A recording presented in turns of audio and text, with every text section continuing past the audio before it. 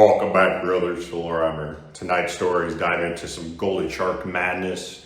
Before we get into that, be sure to like and comment any videos and topics you want to see in the future. Be sure to subscribe for the Emperor. I want to thank you guys for the support. If you want to help the channel out, be sure to check out the merch in the description below.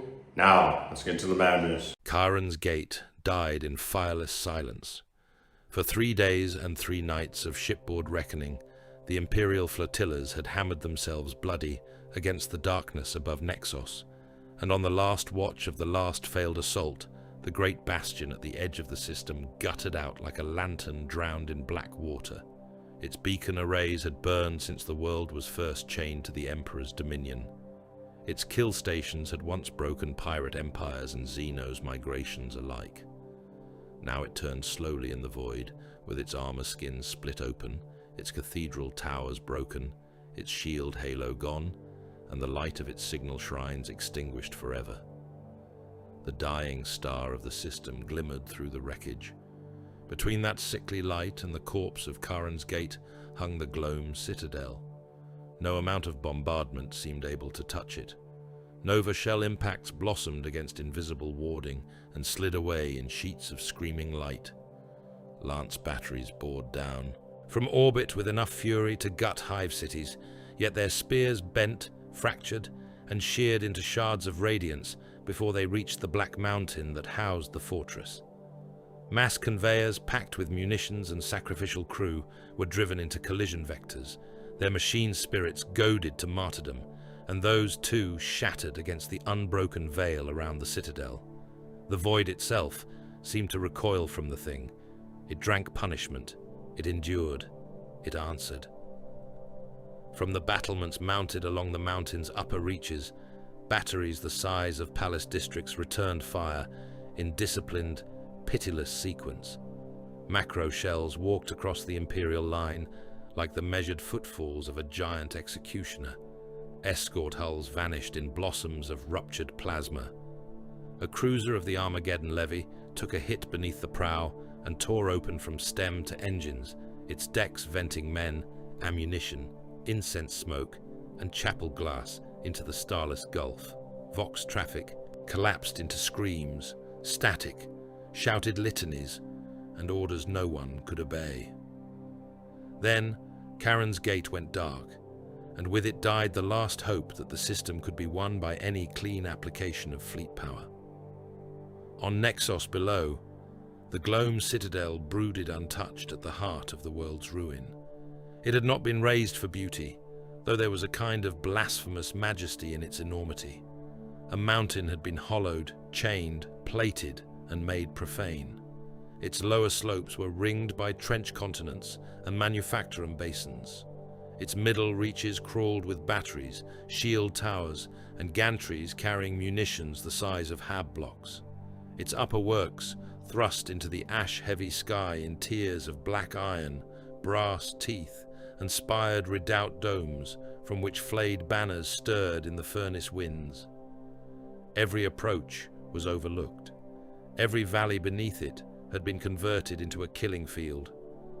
Beneath the fortress and around it sprawled a nation of labor camps, slave pens, corpse kilns, shell foundries, ration vaults, skinning halls, and barracks packed with press-ganged soldiery, dragged from a dozen broken worlds. Billions fed the machine. Some wore collars that burned obedience into the flesh of the neck. Some carried the brands of cult allegiance carved deep enough to show white bone beneath scar tissue.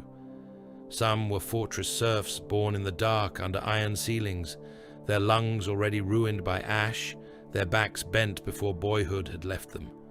Others were simply the conquered, stripped of name and regiment, marched in chains beneath the guns of their new masters, and set to work until exhaustion broke them, or punishment ended them.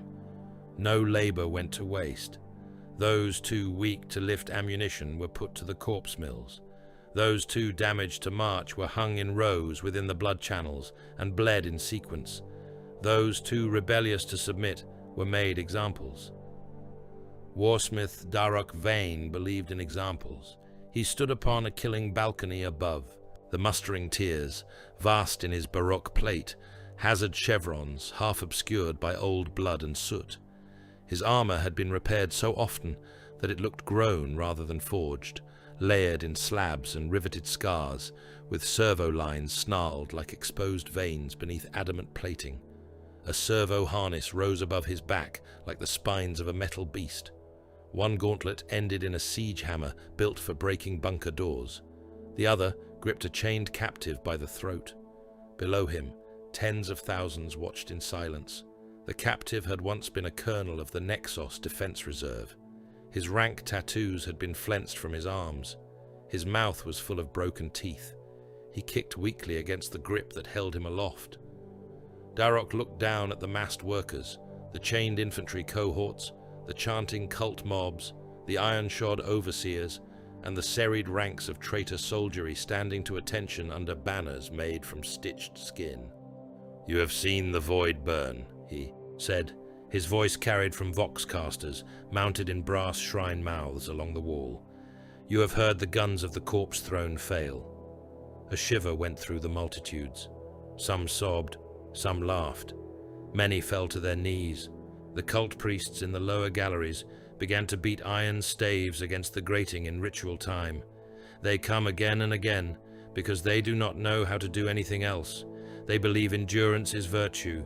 They believe sacrifice is holiness. They believe your deaths will purchase their victory. He tightened his grip. The colonel made a wet, choking noise. "They are wrong." With no further ceremony, he drove the captive down onto the spikes of a public impalement frame mounted beside him. The man's body hit the iron with a crack of ribs and a gush of blood. Darroch held him there, pinning him like butchered meat, while the crowd below roared out in horror, ecstasy, or mad relief that it was not their turn. Servitors waddled from alcoves carrying bowls to catch the rain of blood. Priests daubed themselves with it.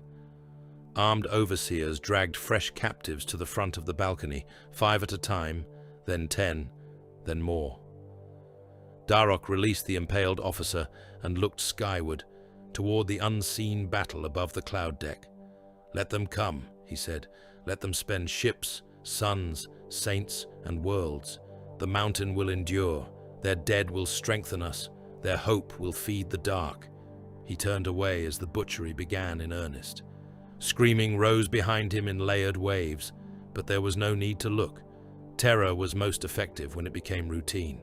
Deep within the inner fortress, beneath gun sanctums and command chapels, and sealed vaults whose doors had not opened in centuries, the thing hidden at the heart of the citadel remained locked behind ceramite, ward seals, and old sin. Darroch had never seen the object itself. He knew only that it had been taken in blood, carried across stars through mutiny and warp storm, and delivered into the mountain by hands no longer living. He knew its presence made the citadel more than a fortress. He knew the powers bound below guarded it jealously. That was enough. On Terra, beneath vaultwork so ancient that the stones themselves seemed to remember the tread of giants, Shield Captain Acastian Varro broke the seals upon the command casket in the presence of no one but his own brethren and the Emperor's undying gaze. The box was plain by the standards of the imperial court, fashioned from black iron and fastened with 3 sigil locks. Each seal bore the authority of the throne in miniature, and each snapped with a report like a pistol crack when Acastian placed his thumb against the gene-coded wards. He stood in full warplate beneath the light of hanging lumen globes, his spear grounded at his side, auramite gleaming like captured dawn in the cold air of the chamber. Around him waited the chosen warriors of his strike host, statues in gold, silent as oath-bound blades. Within the casket lay a sheaf of data vellum, a crystal memory rod, and a reliquary sketch rendered in hand ink so old the lines had browned with age. Acastian read in stillness. He read of Nexos and its repeated failed reclamations. He read of Charon's Gate and the collapse of System Command. He read of the Gloam Citadel and the inexplicable endurance of its defensive shell under sustained fleet assault. He read the final notation twice, not because he had misunderstood it, but because such words were not lightly committed even within the innermost sancta of the Imperium. A relic of the throne's earliest age had been taken, not a weapon in the common sense, nor a trinket for shrine display, but a sanctified reliquary whose provenance reached back to the first bleak generations of the Emperor's rule. It had been lost in transit during an age of turmoil, miscatalogued amid greater wars, then rediscovered only after fragments of interdicted testimonies surfaced from captured heretics and shattered shrine caches.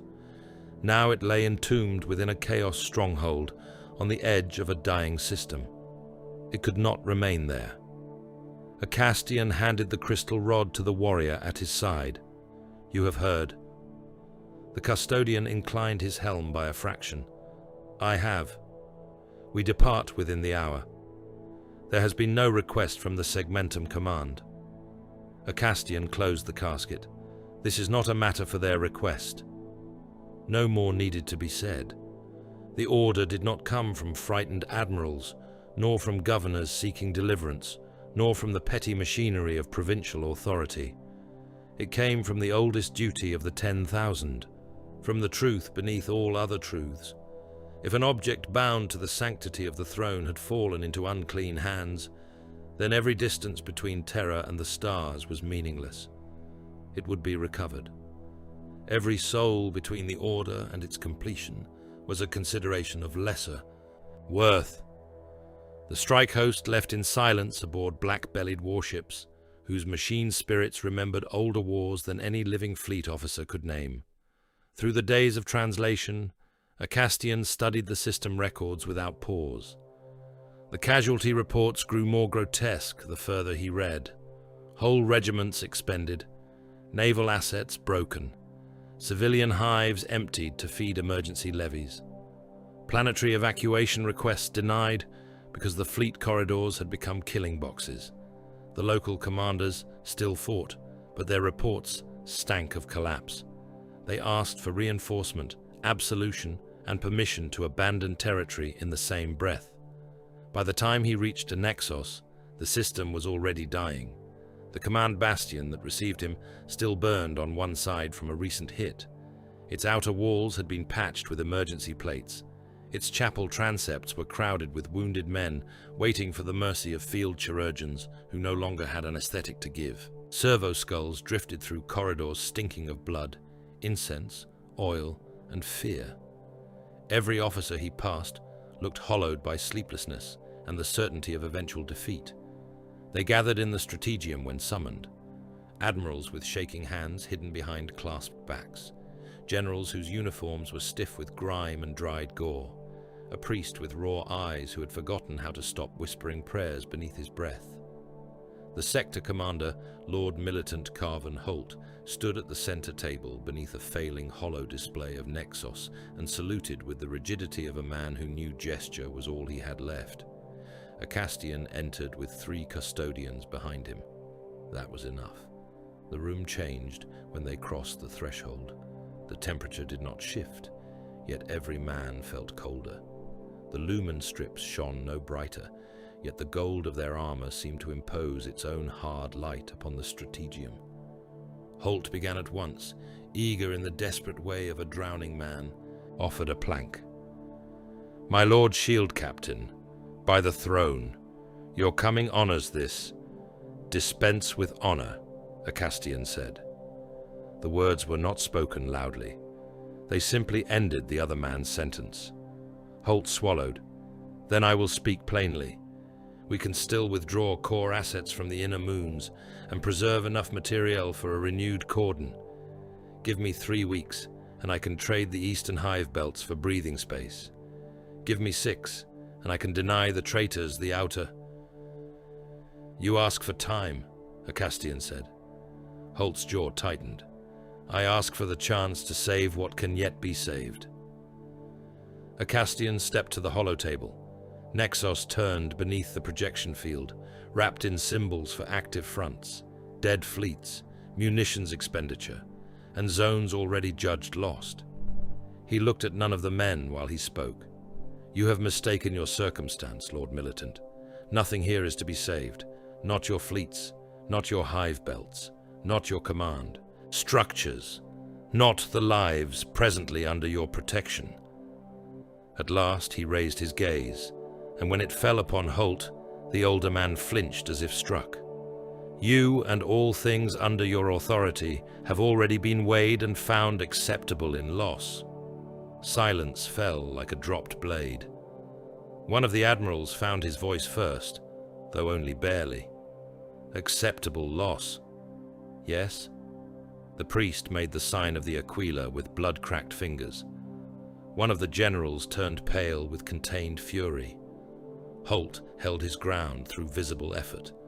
Then why come at all? Acastian's expression did not change, because there is something within the Gloam citadel that is not yours to lose. He did not elaborate. He did not need to. The officers before him were bright enough to understand insult and too frightened to press past it. A Vox adept at the rear of the chamber suddenly stiffened at his station. "Contact," he said, and then louder, unable to keep the strain, from his voice. "New contacts translating at the outer dark. Multiple mass signatures. Running black. No heraldic response. Throne, preserve us." The holo display changed. A cluster of new runes slid into being at the edge of the system map, advancing in silent formation through the debris wake of ruined escorts and dead stations. Their augur silhouettes were ugly, lean, and predatory. No triumphal signal preceded them. No blessing hymn rode ahead of their prows. Their ships came on like hunters that had scented blood from 1,000 void leagues away. Holt stared. Who in the Emperor's name are those? Acastian knew before the data slate was brought to him. He had read the sealed addendum during translation. Auxiliary sanction, extreme prosecutive allowance, nomad predation assets temporarily attached by hidden authority and answerable only by campaign necessity. The screen resolved the lead vessel in sharper outline. It was black-hulled, scarred, and heavy-prowed, with no ornament save kill markings and the faint suggestion of a pale maw worked into the plating around its launch bays. "The Carcharodons," Acastian said. No one in the chamber seemed relieved.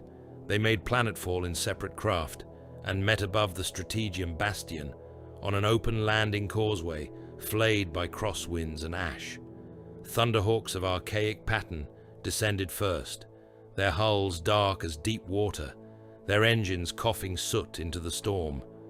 From them came giants in grey plate with white exile markings and shark-toothed honor scars, bolters mag-locked across their chests, chain blades hanging low, faces hidden behind helm lenses as black as open void.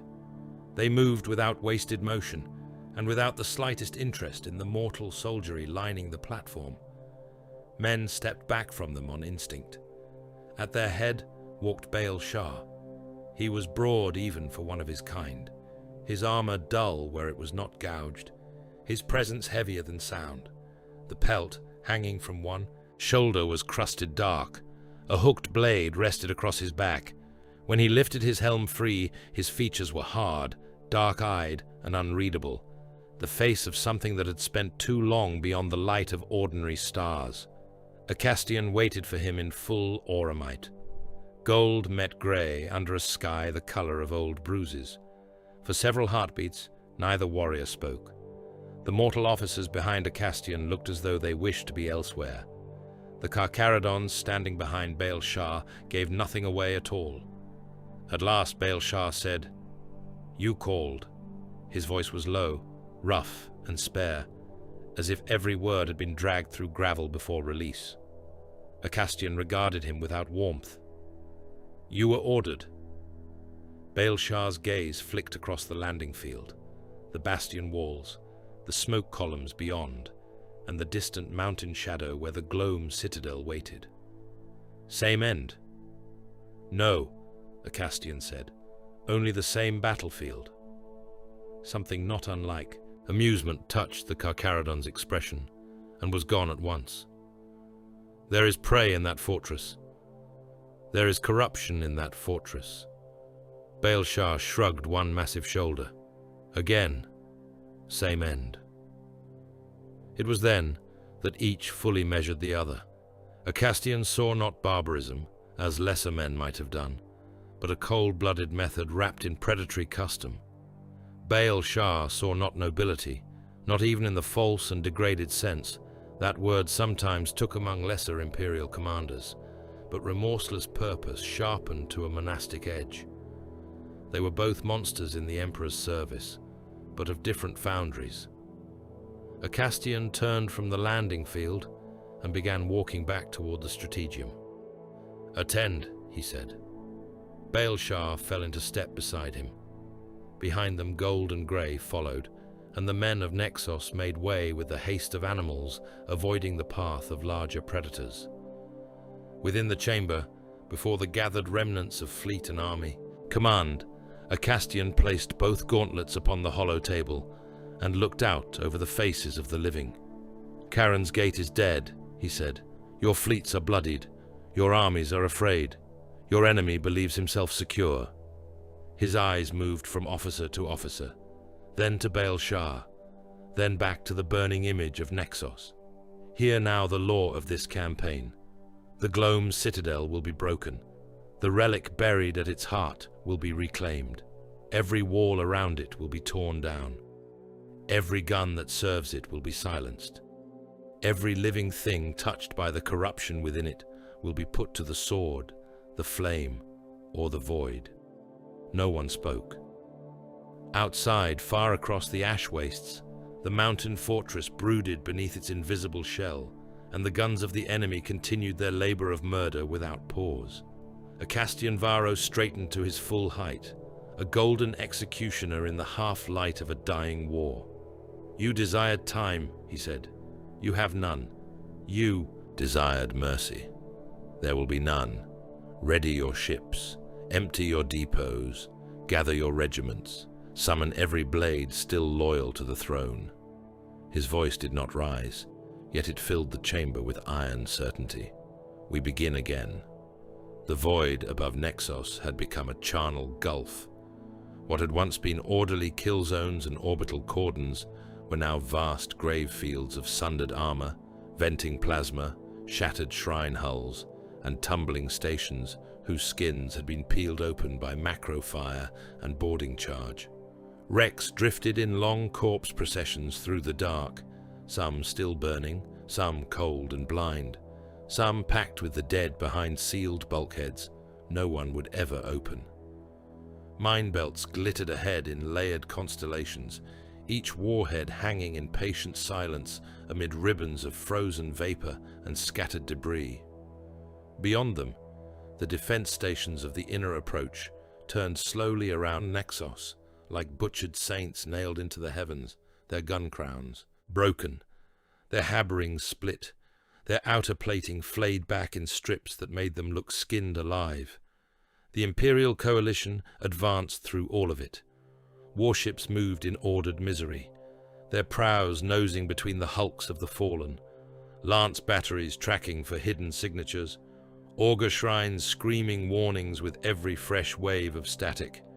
Damage crews labored in armor decks, still slick with blood from the last engagement. Priests stalked the passageways of troop transports with censers and crackling catechisms, blessing bulkheads, gun crews, ammunition hoppers, and the frightened faces of men who knew the void outside had become the graveyard of better ships than their own. The fleet no longer possessed the pride of an armada. It possessed only mass, fury, and the obedience of the desperate. At the forefront of that black procession, the strategium decks of the command carrier thrummed beneath boots, servo limbs, and the endless pulse of engines straining, against caution and fear alike. Hollow displays bled light across iron walls.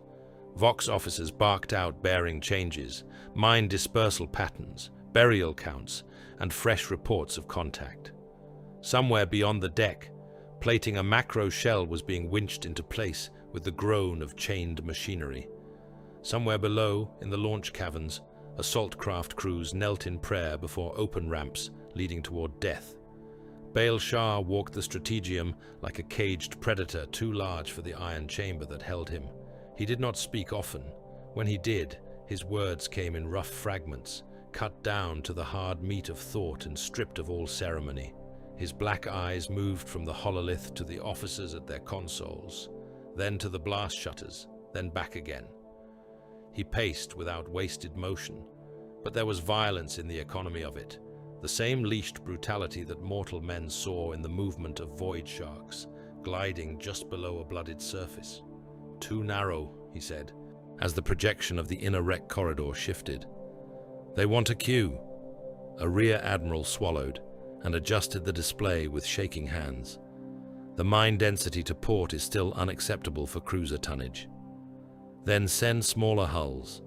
We have already lost 11 escorts in the last..." Baal Shah turned his head. He did not glare. He merely looked at the man. The admiral's voice died in his throat. A Castian Varro stood at the far side of the command table in a hard blaze of auramite, one gauntlet resting against the hilt of his guardian spear, his expression as cold as a statue cut from dawn-lit stone. The gold of his armor gathered every lumen in the chamber and gave none of it back. If Baal Shah seemed like a beast pacing within a cage, a Castian seemed like the sentence already passed before the trial had begun. The officers were waiting for some ritual of alliance, some hollow exchange of mutual respect between the lords of two such terrible brotherhoods. They received none. "What do you have for me?" a Castian asked. "That is not delay." Lord Militant Holt looked more haggard than he had on the previous day. The skin under his eyes had darkened. His uniform collar was stained at one edge, where dried blood had cracked in the cloth. Even so, he forced his shoulders straight. "We have identified 3 possible corridors through the outer gravefield. None can be called safe. The nearest defense stations are dead, but their kill auspex may still be slave to the Citadel's gunnery web. We believe the traitors have also seeded the wreckage with dormant boarding mines and contact torpedoes masked among the debris." "Believe," a Castian repeated. Holt stiffened. "Our augurs are fouled by the amount of radiation and debris." "Then clear them." "We are doing so, Lord." A Castian's stare did not soften. "Within the hour, I require certainty on approach lanes, station occupancy, and the Chai-Shi condition of every relay structure still within strike range. You command a fleet and 3 armies, Lord Militant. Present me results, not explanations." There was no insult in the tone, because insult implied emotion. What he delivered was worse. It was simple judgment. Holt took it in the face like a man receiving lashes. Baal Shah gave a low grunt that might have been amusement. A Castian's eyes cut toward him. "You disagree. I dislike talking circles. You mistake precision for indulgence." The Carcharodon's mouth twitched by a hair's breadth. "No. I mistake men for men. They drown in words before they drown in blood." Several officers pretended not to hear. Holt did not have that luxury. "If the honored lords wish a direct path, then one must be cut. We lack current intelligence inside the outer stations. Every probe has failed." "Then stop using probes," Baal Shah said. A Castian inclined his head by the smallest degree. "Agreed." There it was again, that unclean moment of mutual understanding between monsters of different castes. Neither trusted the other, neither liked the other. Yet where ordinary commanders asked what could be spared, these two asked only what should be broken first. Orders flew, launch bays opened. Strike runes lit the hollow table in red and white. A black thunderhawk screamed away from the carrier with no running lights and a hold full of Carcharodons. Its machine spirit howled through atmosphereless dark as it skimmed between torn station girders and drifting cathedral fragments. Mine signals flared and vanished behind countermeasure bursts. A dead destroyer spun nearby, its bridge sheared open, its command throne exposed to vacuum with the desiccated corpse of its captain still strapped in place. The Thunderhawk banked through a field of frozen bodies, some in void suits, some without, all tumbling slowly amid shattered ammunition crates and wreaths of vented ice. Ahead loomed the outer bastion designated St. Cariel's Vigil, though there was nothing saintly left in it. The station's flanks were ripped open. Vox spires leaned like broken fingers. One whole weapon's arm had been torn away and drifted nearby, still linked by a tangle of cables and frozen corpses. Its signal lamps were dark. No weapons tracked the incoming gunship. No Vox challenge sounded. Within the hold, Baal Shah stood chained to nothing, one hand on the mag clamp at his belt, his helm on, his gaze fixed forward through the assault vision feed. Around him, the warriors of the Third Company waited in a silence made more threatening by the racketing engines. Their armor was shark grey and blackened by old war. Teeth were painted across helms and boarding shields. Chain blades hung low, already wet with consecrating oils. There was no bravado in them, no pre-battle growl of eager slaughter. They had the stillness of deep water before the strike. "Alive?" one of them asked over the squad channel. "Enough," Baal Shah said. The mag clamps blew. The ramp dropped. They hit the station like a spear through rotten bone. Mag boots bit into blood-slick decking. Bolters came up. Auspec's ghosts flickered across helm displays as static, false returns, and faint heat signatures drowned each other in overlapping noise. The entry chamber was piled with corpses. Fresh ones, naval armsmen in split void gear, station adepts with their throats opened, gun servitors hacked apart and thrown into heaps, a rating pinned to the wall with his own femur rammed through the mouth and out the back of the skull. None had been dead long. Blood still clung wetly to the grating. One body twitched when the Carcharodons passed, not with life, but because a severed nerve finally surrendered its last charge. Baal Shah raised a fist. "Trap!" The corpse nearest the blast door had wires running from its opened abdomen into the wall panel behind it. Another had grenades sutured inside, the ribcage. Another had a Vox bead jammed between broken teeth, the receiver light pulsing softly. A Carcharodon crouched, blade tip lifting a flap of skin from the nearest dead man's chest. Beneath it lay sigils daubed in clotted red, and an augmetic switch stitched into the sternum. "Body mines?" he voxed. Baal Shah did not waste time admiring the cruelty. "Clear lanes, leave some live for the next fools." They advanced through butchered corridors and shrines reduced to kill rooms. Twice the dead detonated around them. Once a line of hanging corpses burst in sequence and filled a passage with shrapnel, bone splinters, and liquefied meat. One Carcharodon took the blast across his pauldron and helm, was thrown sideways into a bulkhead hard enough to crater steel, and rose again through smoke with half his faceplate gone. Another lost 2 fingers to a rigged latch and did not so much as turn his head. The station had been abandoned, in the same spirit a beast leaves bait, for scavengers, with malice laid into every corner. At the heart of St. Cariel's Vigil, they found the reason. The bastion's central relay chapel had been turned into an abattoir engine. Rows of captives had been chained upright around the chamber's circumference, their throats cut by automatic blades in measured sequence so that blood streamed into brass channels carved through the floor. Servo pumps drew it downward through grills and sanctified ducts now defiled with fresh gore. Above the altar, dais hung a forest of flayed astropaths, their blind faces frozen in the final rictus of transmitted agony, psychic circuitry still nailed into their skulls. The chamber's machines thrummed with a low, hungry cadence that the station logs had never possessed in loyal service. A tech marine of the Carcharodons knelt at the nearest console, gauntlet plugs biting into access ports, clogged with fat and skin. Data flickered over his retinal display.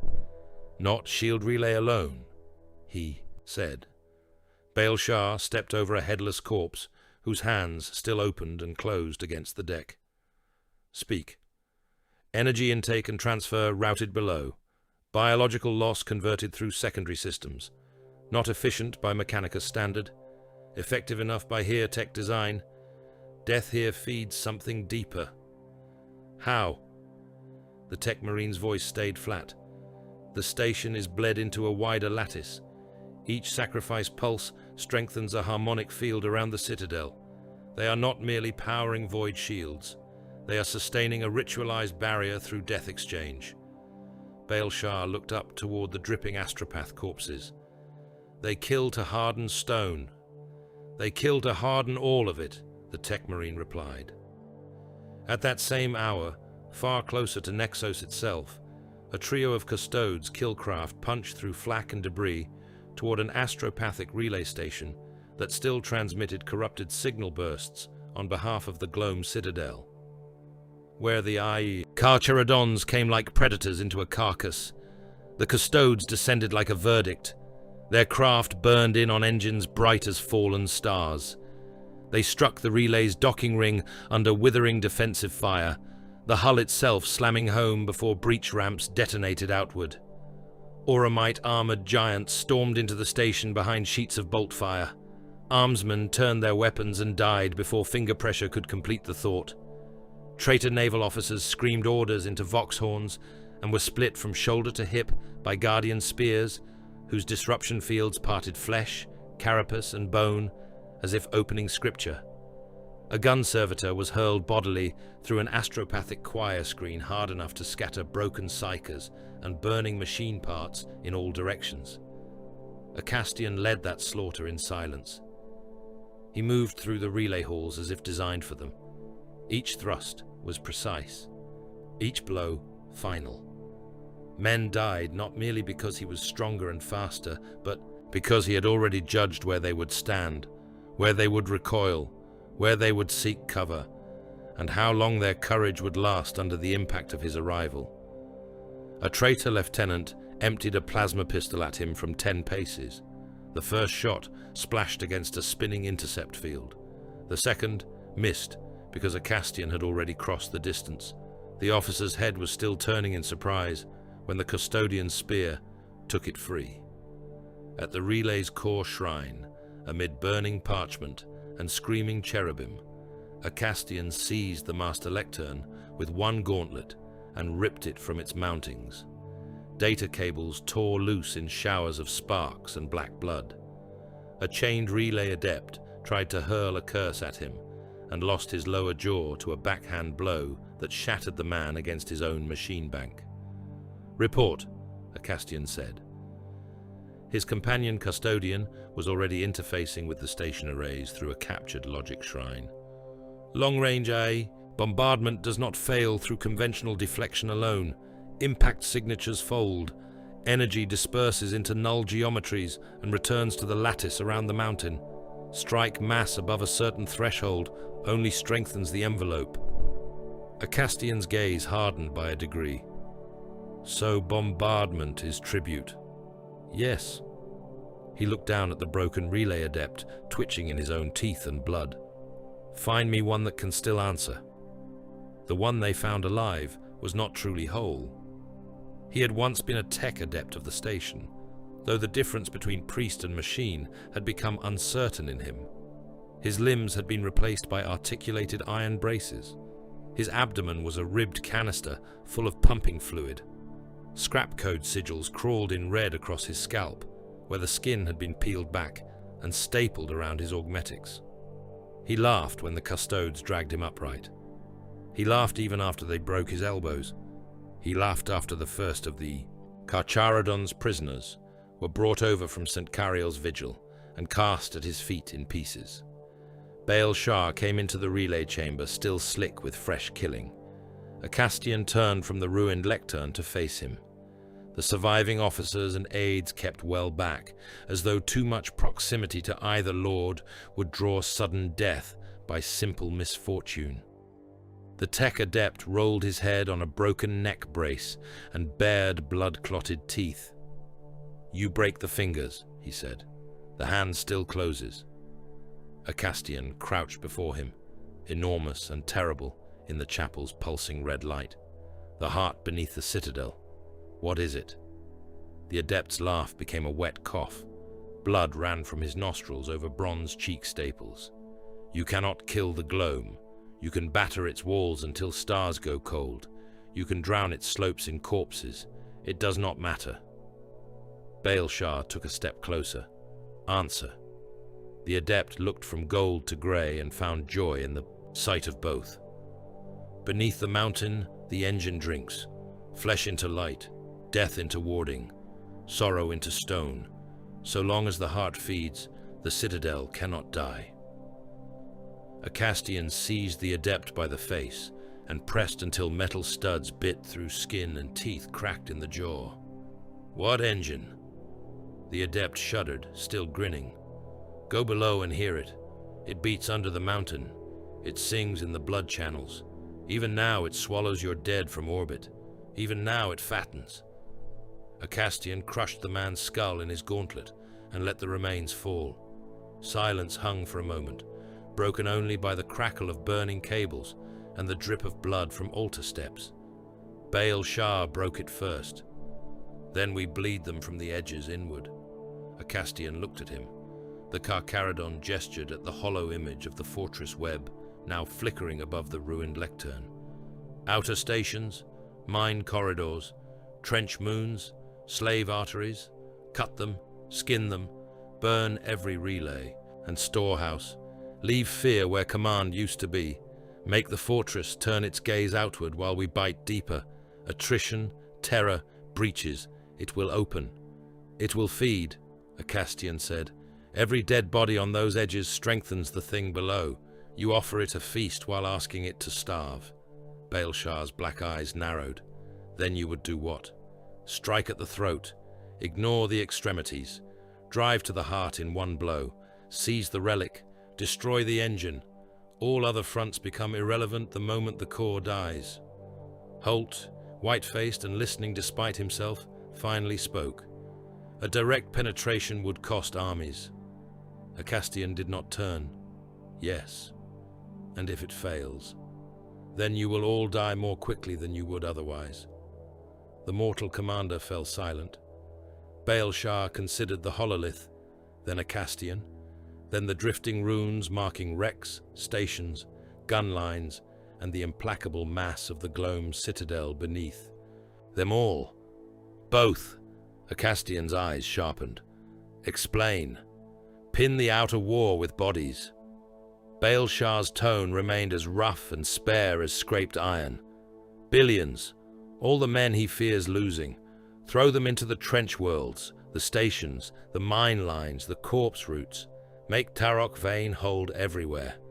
Make him spend guns, armor, and slaves. While he watches the horizon, we carve two blades. You from above, we from the dark. The Strategium officers stared at him with varying shades of horror, because he had just spoken of billions of Imperial lives as though discussing fuel expenditure. The worst of it was that a Castian did not reject the arithmetic. He merely weighed it. Two blades toward the same throat, the shield captain said at last. Baal-Shah gave a single nod.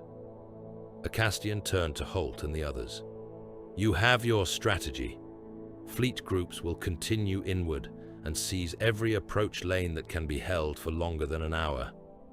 Army, command will prepare mass deployment schedules for surface attrition on a scale not yet attempted in this theatre.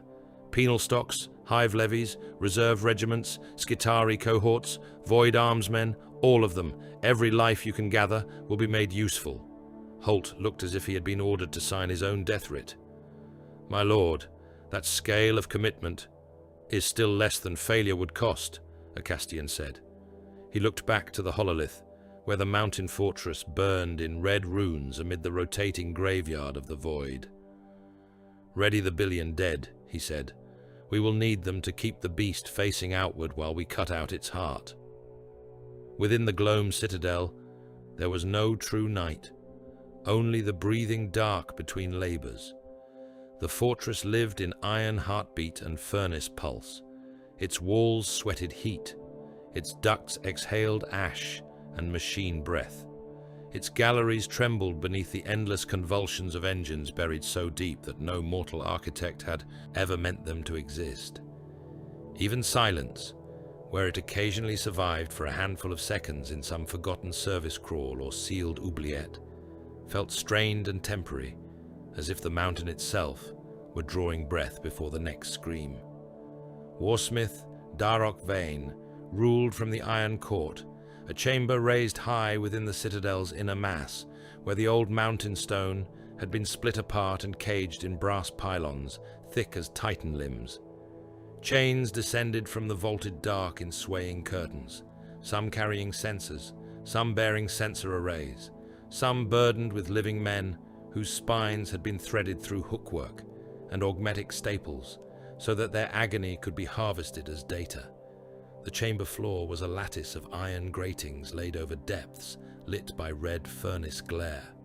Servo arms crept through that glow like the feelers of blind insects, lifting shell casings, dragging broken bodies away, hauling fresh ammunition upward to waiting racks. Darok's throne stood upon a stepped dais of black iron, built not for comfort, but for declaration. Brass pylons rose behind it, in a fan of conductive rods and hexagrammic mockeries, each crowned by a skull mask from which cables and prayer strips hung. Chained bodies had been fixed between them in decorative symmetry, some long dead and lacquered into place with dried blood, others still alive enough to twitch when current passed through the restraints. At the foot of the throne crouched data slaves with their eyes sewn shut and their fingers replaced by input probes. They whispered inventory counts, artillery deviations, ammunition tallies, casualty rates, and the names of worlds that had fed men and ore into the Citadel's appetite. Darok listened to all of it, not because he needed every figure, but because fear was sharpened by knowing he could ask for any thread and follow it to the throat of the man responsible. He sat in his warplate as though seated within a second fortress. The armor had once borne the clean, cruel geometry of Legion issue. Centuries of siege war had turned it into something broader, harder, and more blasphemously functional. Fresh welds scarred the older layers. Siege sigils and kill marks overlapped beneath soot and handprints of blood. His servo harness rose over him in a nest of articulated limbs, tipped with cutters, injectors, mag clamps, and one long drilling auger blackened by old work. His face was visible beneath the raised visor, square and iron-hard, one cheek rebuilt in augmetic plate after an ancient blast had torn the flesh away. His eyes were not fevered. They were worse than fever. They were disciplined. Before him knelt the garrison captains of the Third Ring, heads lowered, armor clotted with the residue of the latest executions. Darok let them remain there while reports were read. The losses in the outer gravefield had been acceptable. The relay stations had done their work before being overrun, the dead taken in the latest. Void action had already been rendered down, sorted by purity of tissue, psychic usefulness, and blood volume. The shell foundries in the lower manufactories requested more slave muscle, because conveyor crews were collapsing faster than replacement rates. The eastern trench continents had exceeded quota in mined corpses. The Western Armor Reserve had repaired a full third of the engine losses suffered during the last bombardment. 3 battalions of press gang soldiery had attempted revolt and had been converted into warning matter. Darok grunted once. The relay stations failed. One of the captains pressed his brow lower to the grating. After fulfilling the required blood exchange, Lord. Failed, Darok repeated. The captain did not answer. There was nothing to say that would improve his condition. At the right hand of the throne, leaning on a crozius fashioned from a broken Aquila standard, wrapped in barbed scripture, stood the dark apostle Malchior, thrice crowned. He was robed in black, so dark it seemed to drink the furnace glow. Beneath the robes, His power armor was a cathedral ruin of icons, chains, hooks, and parchment strips stitched from human skin. 3 iron crowns nested one over the other atop his bare head, each one hammered through the flesh by inward-pointing nails. His face was gaunt and long, his eyes lit with the inward fire of a man who heard voices no sane creature would endure for long. Incense braziers hung from his backpack frame, trailing sweet rot and sacred smoke over the chamber. He smiled with yellowed teeth. Failure is a word for unbelievers.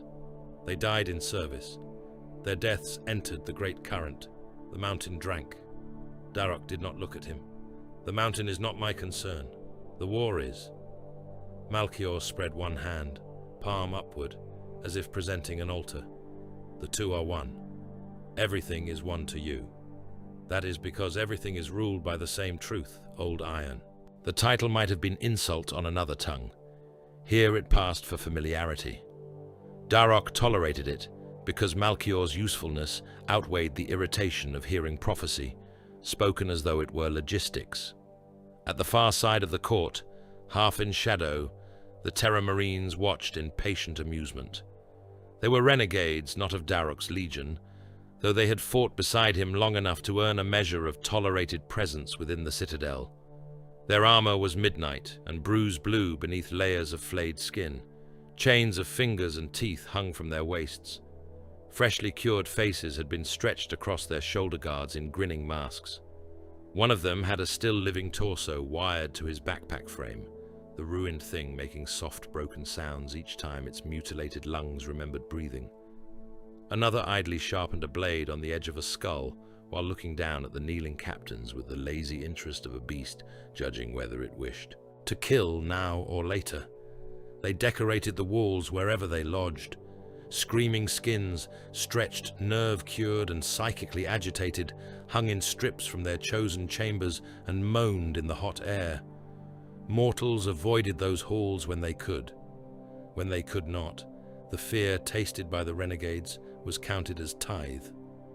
Their leader, a lean giant called Sevrael, pushed off from the pillar where he had been resting and approached the throne dais with a predator's loose stride. "The next wave will come soon," he said.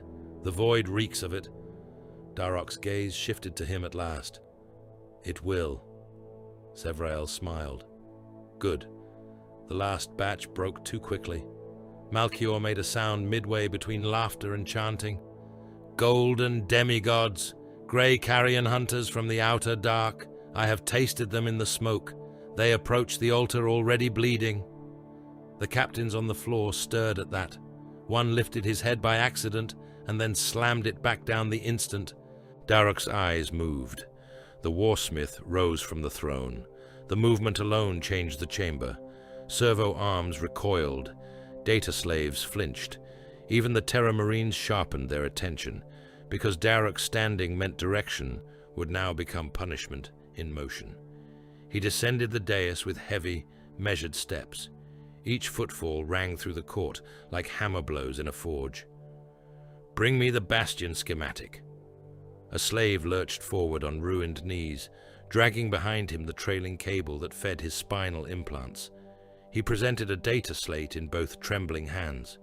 Darok took it, scanned the glowing rune overlays, and then crushed it in his gauntlet, so that the fragments rained over the slave's bowed head.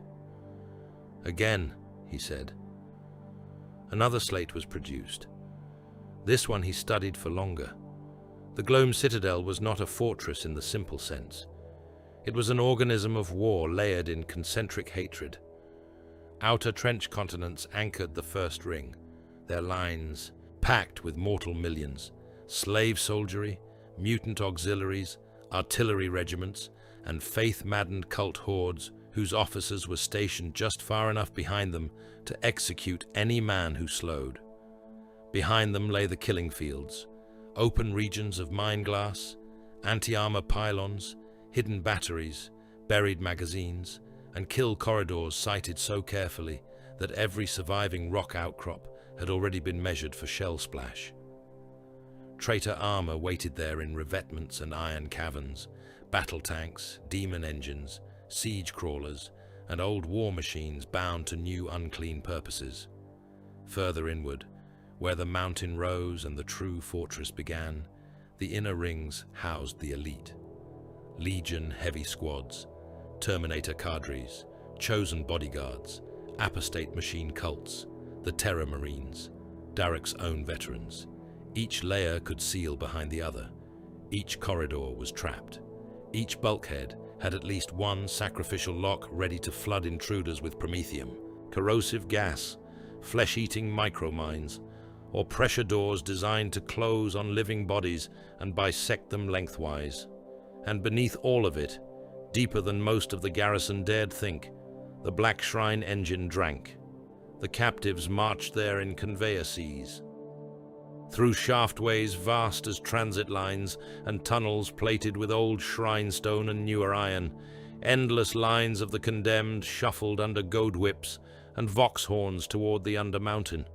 Some were shackled 5 abreast. Some were blinded.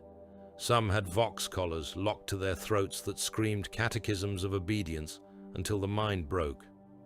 Many no longer knew whether they walked as prisoners, workers, offerings, or all three. The columns stretched so far that from the upper gantries they resembled rivers of torn cloth, moving through the red haze. At intervals, the lines were diverted. Strong bodies to the shell forges, skilled hands to the machine bays, the wounded to the rendering pits, psychers to sealed, elevators guarded by iron automata. The rest continued downward. Those who reached the Black Shrine engine saw it only briefly, and most with their minds already collapsing under the pressure of what lived around it. The cavern holding the engine had once been a natural abyss in the mountain's bones. Now it had been transformed into a cathedral of death exchange.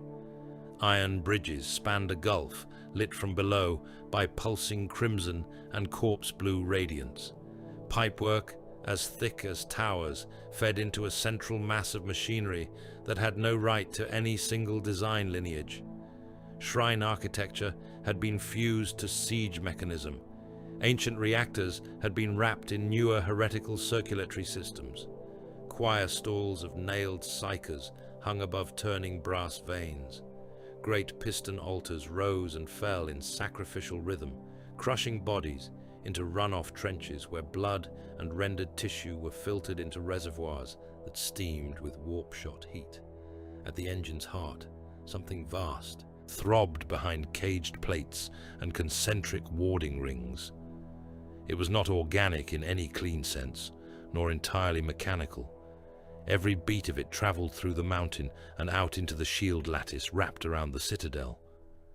Every death fed it. Every bombardment answered by the fortress was, in its own hidden way, a prayer of thanks.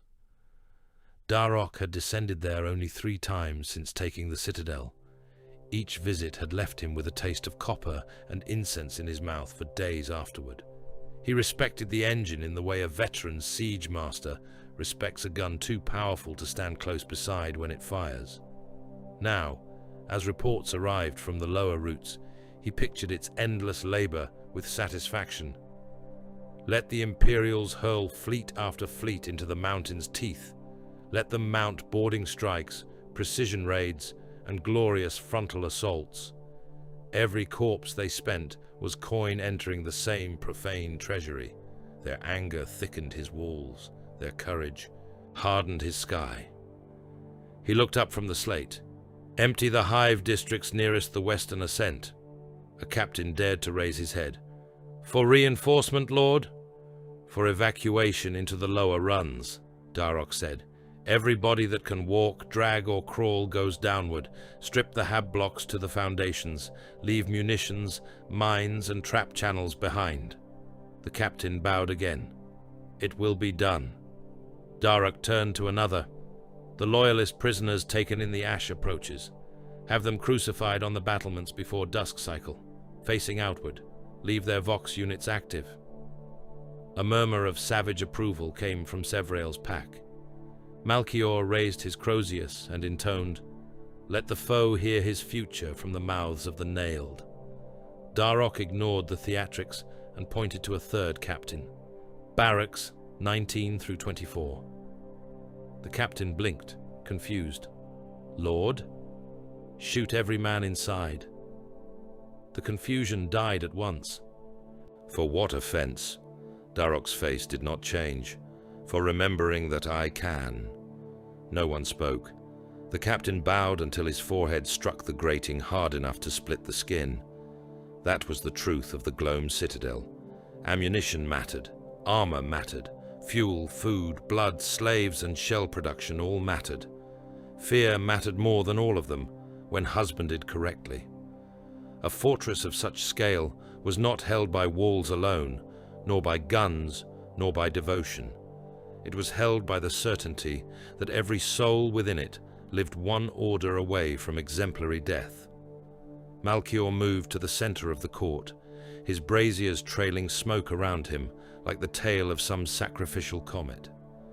When he spoke, his voice came not only from his own throat, but from hidden vox shrines mounted among the chained bodies above. It filled the chamber. It seemed to crawl through cracks in the stone. "They come," he said. "I have seen them in the furnace glare. I have heard them behind the screaming circuits, gold without mercy, grey without pity.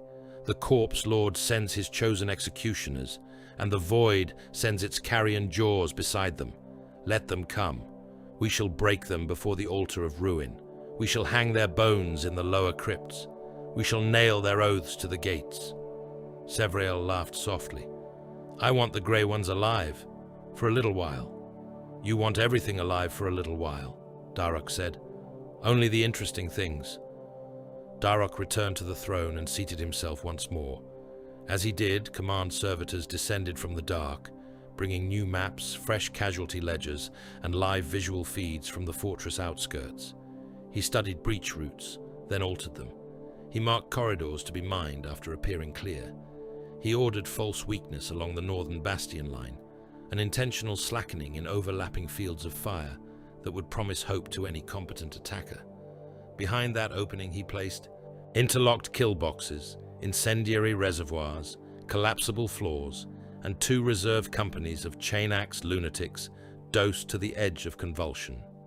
He opened another supposed gap in the lower trench approaches and commanded that just enough reconnaissance signatures be allowed to leak outward for enemy augurs to seize upon. A half-buried service route was to remain unsealed. A gun tower would be left undermanned. A munitions convoy would follow a visible pattern for 3 cycles, before vanishing on the 4th into a quarry converted into an artillery moor. "Let them think themselves clever," he said. "Hope is most useful when rehearsed." The data slaves repeated the orders in whispering chorus as scribes scurried to carry them deeper into the command web. Hours passed without meaning much inside the citadel. Shells rolled from assembly lines like iron fruit. Fresh armor plate came red from cooling baths and was bolted onto tanks that had been wrecks at dawn cycle. Demon. Engines screamed in birthing vaults, while chained warpsmiths and electro-priests hammered sigils into their housings. Men lost limbs in the forges and were thrown aside for the flesh collectors.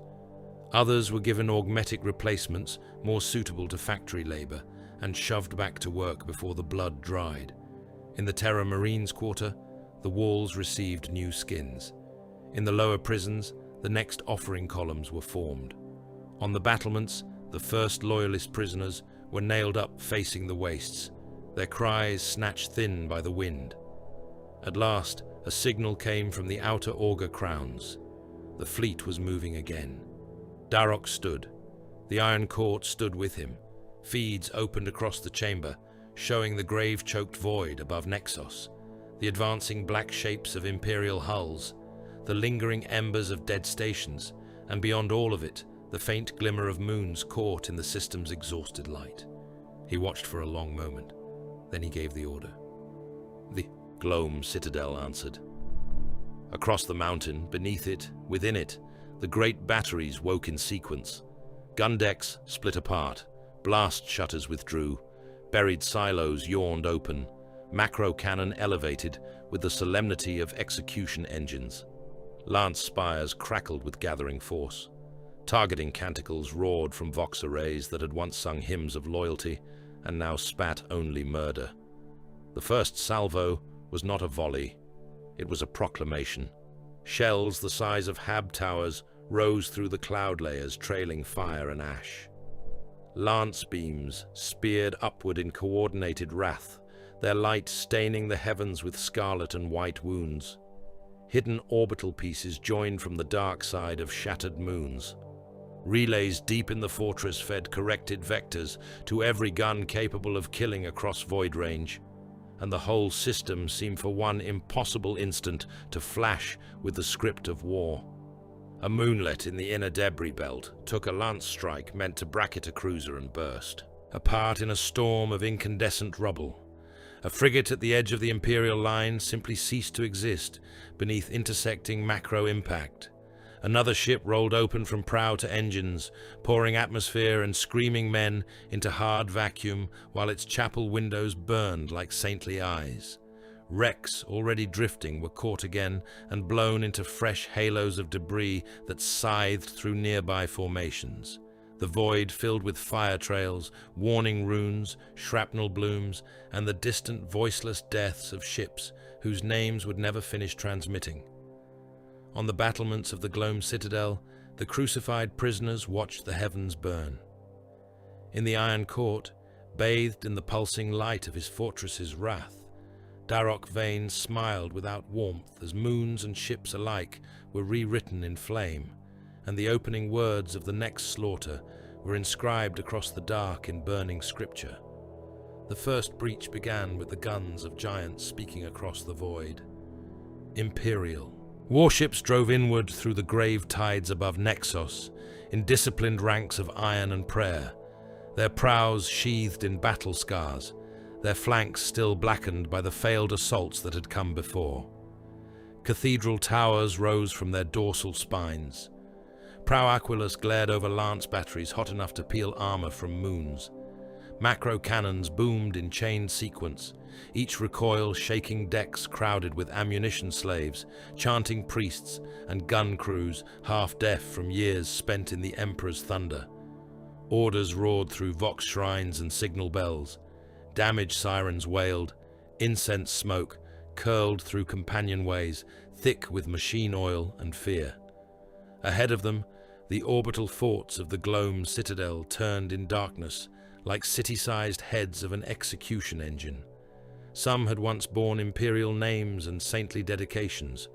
Now their skins were flensed, their shrine windows blacked over, their bastion rings festooned with hanging corpses and arrays of stolen guns. Welded into barbarous overgrowths, lance towers ran with caged lightning. Dock spines crawled with defense clusters and parasite batteries.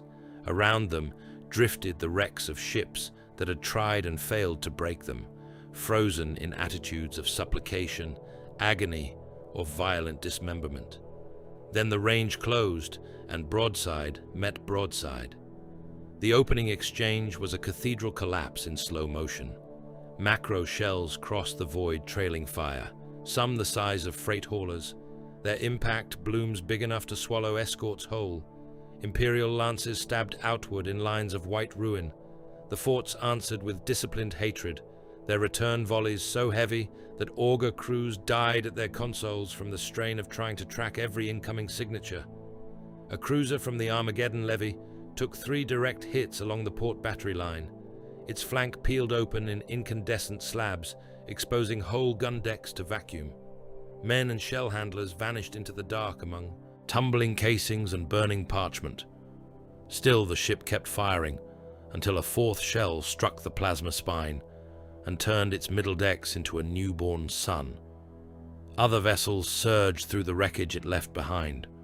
Somewhere above the carrier where Acastian held command, 2 orbital forts bracketed an Imperial battle barge in converging lance fire. The void around it flashed white, its shields collapsed in sheets of sputtering blue. One whole launch bay was carved open and vomited burning thunderhawks into space. Yet even wounded, the behemoth returned fire with such fury that one of the traitor forts lost its upper bastion crown in a blizzard of armor plate and venting bodies. No ship in that slaughter advanced unbloodied. No crew remained untouched by the price of closing range. The first breach would not be bought cleanly. Inside the launch tubes of the black-hulled Carcharodon vessels, boarding torpedoes were locked into place with chains thick as a man's torso. Their interiors stank of machine grease, spent weapon oil, and the ritual blood with which the Grey Killers had anointed their gauntlets before embarkation. Baal Shah stood within one such iron coffin, mag-locked to the deck as warning runes strobed crimson over his helm display. Around him, the veterans of the Third Company waited in the calm of predators, moments before impact. Chain blades were clipped low. Bolt pistols were checked and checked again. No one voiced hunger for the coming kill. It was already understood. A tone sounded through the compartment. Launch. The torpedo hit the void like a fired shell. The men inside felt nothing but acceleration and the beating of their own secondary hearts. Through the feed slaved to the torpedo's augers, Baal Shah watched the dead-flecked dark race around them. Wreckage spun past in jagged silhouettes. Warning sigils flared as defense fire reached for them and missed by void breaths. Then the target resolved fully ahead, one of the outer. Ring stations rotating in half-crippled dignity, its skin scarred by bombardment, but its gun deck still vomiting murder toward the Imperial line. The torpedo struck. Impact slammed through the compartment with enough force to crack teeth behind sealed helms. Breech charges blew. The front petals split outward into smoke and screaming metal, and the Carcharodons surged into the wound. The corridor beyond was a throat of oil, blood, and decompression frost. Broken pipes had filled the passage with atomized coolant that hung in the cold like breath in a crypt. Blood from earlier fighting had frozen in dark fans across the bulkheads and grating. Emergency lamps flashed fitfully through smoke and vented vapor. The first defenders were already firing, gun servitors nailed into wall recesses with iron stakes through their shoulders and thighs, heavy weapons mounted where arms had once been, their mouths still full of the prayers they had died trying to recite. Bolter fire shredded them before those prayers could finish. A chained wave of attack slaves came next, driven forward by shock prods from handlers somewhere deeper in the station. Their torsos were bare despite the cold, their skin carved with command sigils, their neck collars glowing as pain stimulants flooded them into madness. Some wielded cleavers, some boarding hooks, some simply charged with demolition charges bolted to their chests. They died in strips and pieces beneath bolt rounds, but death was no kindness in such a press. Men detonated amid their fellows. Limbs cartwheeled down the corridor. One slave reached the line and buried his teeth in a Carcharodon's pauldron before a chain blade took off his head and one shoulder in a single shrieking arc. Baal Shah moved through them without pause. His strikes were compact and brutally practical. A bolt round cored one slave through the nose and left a red ruin on the wall behind him. His blade punched up under another's jaw, tore free through. The crown then reversed to gut a third, from groin to sternum. He shouldered through the spilling entrails and kept walking. There was no glory in it, only work. From deeper in the station came the true answer. Chaos Space Marines flooded from cross passages and rupture hatches in armor, painted with old loyalties and new blasphemies alike. Some bore the blackened hazard plate of siege companies allied to Darok. Others wore flayed skins and grisly trophies that marked them as the Terror Marines several had loosed into the outer ring. They came at a run through smoke and strobing red, bolt fire hammering, chain axes roaring, voices raised in laughter, curses and praises to things no loyal tongue should name. The corridor became a butcher tray. A Carcharodon veteran took a burst to the neck seal, and the side of his helm vanished in mist and bone fragments. Another was pinned against the bulkhead, by 3 boarding spears in quick succession, then hacked apart while still trying to wrench his sidearm free. Bale Shah split a Terra Marine's face from brow to collar and kicked the corpse backward into its brothers, only for a chain axe blow to crash against his shoulder guard, hard enough to rock him a half step. He answered by driving his combat blade through the attacker's eye lens and into the brain behind it, then turned at once as gunfire stitched sparks from the deck around him. Through that charnel press, his veterans carved toward the core data shrines. They lost men at every junction. A heavy door blew inward and pulped 2 of the foremost boarding brothers beneath its mass. A burst pipe sprayed promethium mist into one chamber, and a hidden flame unit turned the air to liquid fire, cooking an entire kill team where it stood. Another group vanished into decompression when a corridor wall burst outward, their armored forms tumbling into the void amid shards of shrine glass and rotating chunks of human meat. Still, they reached the relay sanctum at the heart of the station. There, chained into the machine choir and still half alive, was the data prize Bale Shah had come to claim. Shield harmonics, frequency modulations, transfer rates between the orbital lattice and the hidden engine beneath the mountain. The shrine chamber had been defended to the last by a ring of traitor elites, and the final struggle there was so savage that the floor vanished beneath layers of gore, shell casings, and hacked pieces of armor. When it ended, only a fraction of the entering Carcharodons remained on their feet. The Tech Marine attached to Bale Shah's strike pack jammed his gauntlet plugs into the shrine core, while blood still ran from a split in his helm, and traitor dead slid slowly from the pile around him. "I have it," he voxed. "How long?" Bale Shah asked. "Long enough." He did not mean the data. He meant his own survival. There were too many breaches in his armor, too much blood in the seals. The machine had taken what it needed from him as surely as the enemy had. Bale Shah looked once at the dead arrayed around the chamber, the veterans who had boarded beside him and would now go no further. Then he keyed the assault channel. "Withdrawal route Gamma. Data secured. Burn every chamber behind us."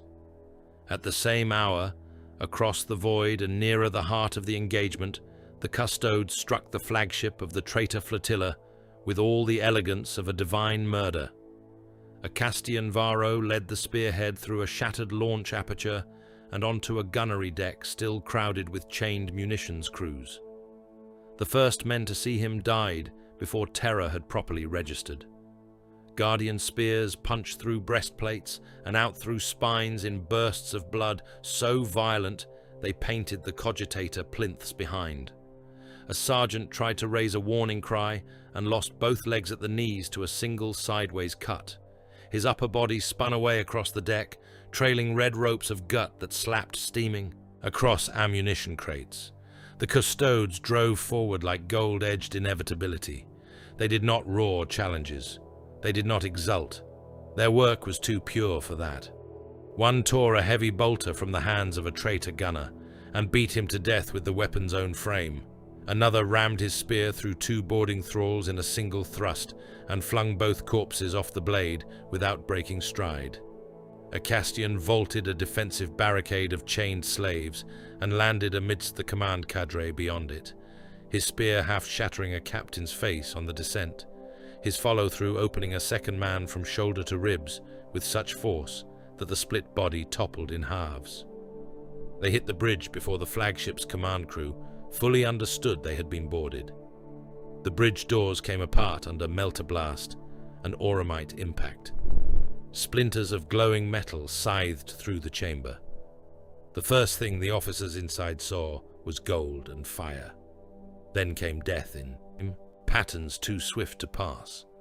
The master of signals was impaled through the mouth. The navigator's attendants were cut down in red sprays against the hololithic starscape. A Vox overseer reached for the scuttle rune and lost the arm up to the shoulder before his body was hurled sideways across the command throne.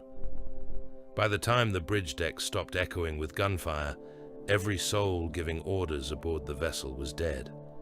Yet the guns kept firing, That was the measure of the system Darok had built. The fortress web had no need of heroes. It required only obedient engines and dead men who had already done enough to condemn themselves. A Castian stalked through the ruined bridge, helm lenses glimmering through gunsmoke and atomized blood. The surviving stations still tracked. The fort still fired. The citadel remained untouched behind its unclean envelope. He turned to the command sections beyond the bridge, where warning sigils flashed red and where, through a half-shut blast, partition, he could hear voices that were not truly voices at all, warp whispers, a murmur of impossible syllables moving through the vessel's ventilation with the intimacy of breath against skin. A lesser commander might have sought quarantine, purification rites, recovery of prisoners. A Castian gave none of those orders. "Seal the section," he said. A custodian obeyed at once, slamming the partition down on the chamber beyond. Through the narrowing gap, a Castian saw chained figures in imperial uniform pressed against the walls by barbed harnesses, their mouths open in silent screams as red light bled from sigils carved into the deck around them. Loyal prisoners, surviving crew from captured ships, human beings still alive. "Vent it," a Castian said. One of Holt's attached naval officers, standing white-faced at the rear with a relay slate in his hand, stared in disbelief. "My lord, there are Imperials in that compartment." A Castian did not even look at him. "There is contamination in that compartment." The officer took one involuntary step forward. "They can still be brought out." A Castian finally turned. The man fell silent under the weight of that gaze. "Do you imagine," the shield captain asked, "that I do not know the value of a human life better than you?" No answer came. A Castian pointed to the Voidmaster at the nearest station. "Open the hatches." Warning klaxons blared. Massive ventral shutters unlocked with a judder that shook the deck. Then the section beyond the sealed partition vanished into hard vacuum. The blast doors bulged inward for a heartbeat under the pull. Through their seams came a shriek of escaping air, loose parchment, blood mist, bits of cloth, and the final clawing impact of bodies dragged into the dark. The sounds ended almost at once. The naval officer lowered his eyes. Around him, the mortal crew did the same, and in that moment, many of them understood what stood in their presence. Not saviors in any human sense, not noble giants descending from golden legend to gather the weak beneath their shield. These were the Emperor's judgment given form. They would save the Imperium if required. They would do so with a butcher's calm, and the innocent would be counted among the permissible dead if necessity demanded it. The outer ring cracked under such methods, but it did not fully break. One fort died to converging lance fire and detonated in a blossom of molten metal, venting towers, priests, slaves, gun crews, and whole barracks into the void. Another was gutted by internal charges left behind by retreating Carcharodon kill teams, its central spine folding in on itself as decks collapsed like snapped vertebrae. Wreckage began to rain toward Nexos in incandescent storms. From the surface below, it looked as though a second dawn had ignited across the poisoned heavens. One made not of sunrise, but of burning iron and tumbling ships, great flaming hull. Pieces screamed through the cloud layers. Escape craft fell beside ammunition sections and shattered station towers. Even the ash continents below were lit by it, trench lines and ruin fields glowing blood orange under the reflection of a sky on fire. Yet for every fort that died, another endured. Some spun crippled but still firing. Others burned with half their mass gone and refused extinction. The shield lattice around the gloam's citadel guttered, flickered, and then closed hard again, fed by the thing beneath the mountain and by the dead of the battle itself. The survivors of the Imperial Command watched the Tactica displays and saw the truth in cold runes. The outer ring was half ruined. The grave field had been opened in places. Boarding successes had yielded data, kills, and momentary advantage. But the citadel remained untouched. Its black mountains still brooded beneath the ash sky. Its guns still answered. Its hidden heart still fed. There would be no victory in the void. Alone. A Castian stood upon the command deck of the carrier and looked down through the armored oculus toward Nexos, where fire already streaked the upper atmosphere in falling arcs. Baal Shah, returned from slaughter with fresh blood drying in the seams of his armor, stood some distance away, saying nothing. He had brought the data hall. He had also brought the weight of veterans left, cooling in wrecked stations, and it sat on him like a second pelt. Holt approached only when summoned. "The landings," he said, throat dry. "Transports are preparing." "Then send them," a Castian replied. Below, assault carriers turned their prows toward the world. Engines brightened. Dropcraft coughed into the burning dark in endless waves, vanishing one after another into the cloud banks, while around them the broken remnants of starships fell like meteors, tumbling, blazing, dying beside the first men of the invasion as they plunged toward the ash wastes and the war waiting below. Nexos greeted the invaders with a sky of bruised fire and a ground that remembered nothing but ruin. The first waves came down through cloud layers, turned incandescent by falling wreckage. Assault carriers screamed over ash seas. Bulk landers shook apart in turbulence made murderous by anti-air fire and the heat wash of broken ships dying all around them. Drop pods hammered into slag fields and trench rims with enough force to crack ferrocrete. Some struck true. Others vanished in mid-air beneath flak blossoms, or came apart in tumbling fire before ever reaching ground, their burning pieces cartwheeling down among those descending behind them. The world itself seemed determined to reject arrival. What the guns of the Glome Citadel could not kill, the poisoned atmosphere, the shifting ash, and the murderous weather finished with casual indifference. Then boots touched soil, and the surface war began in earnest. The ash continents of Nexos stretched beneath a lid of smoke so vast. That distance became theological rather than geographic. Horizon lines never stayed visible for long. One moment they were there, black and low beneath a red sky, and the next they vanished behind rolling walls of soot, shell-burst dust, or the drifting veils of refinery fires that had burned for years without interruption. Ruined hive belts loomed everywhere like broken teeth, their habstacks split open, their transit bridges snapped, their manufactorum towers half sunken into impact craters or slumped sideways in slow collapse. Between them sprawled artillery planes churned into a landscape of overlapping shell holes, tank ditches, wire forests, and burial mud made from ash, blood, and the liquefied remains of the dead. The Imperial High Command poured men into it by the million. Guard regiments disembarked in ordered columns that immediately ceased to be orderly once the shells began falling in proper measure.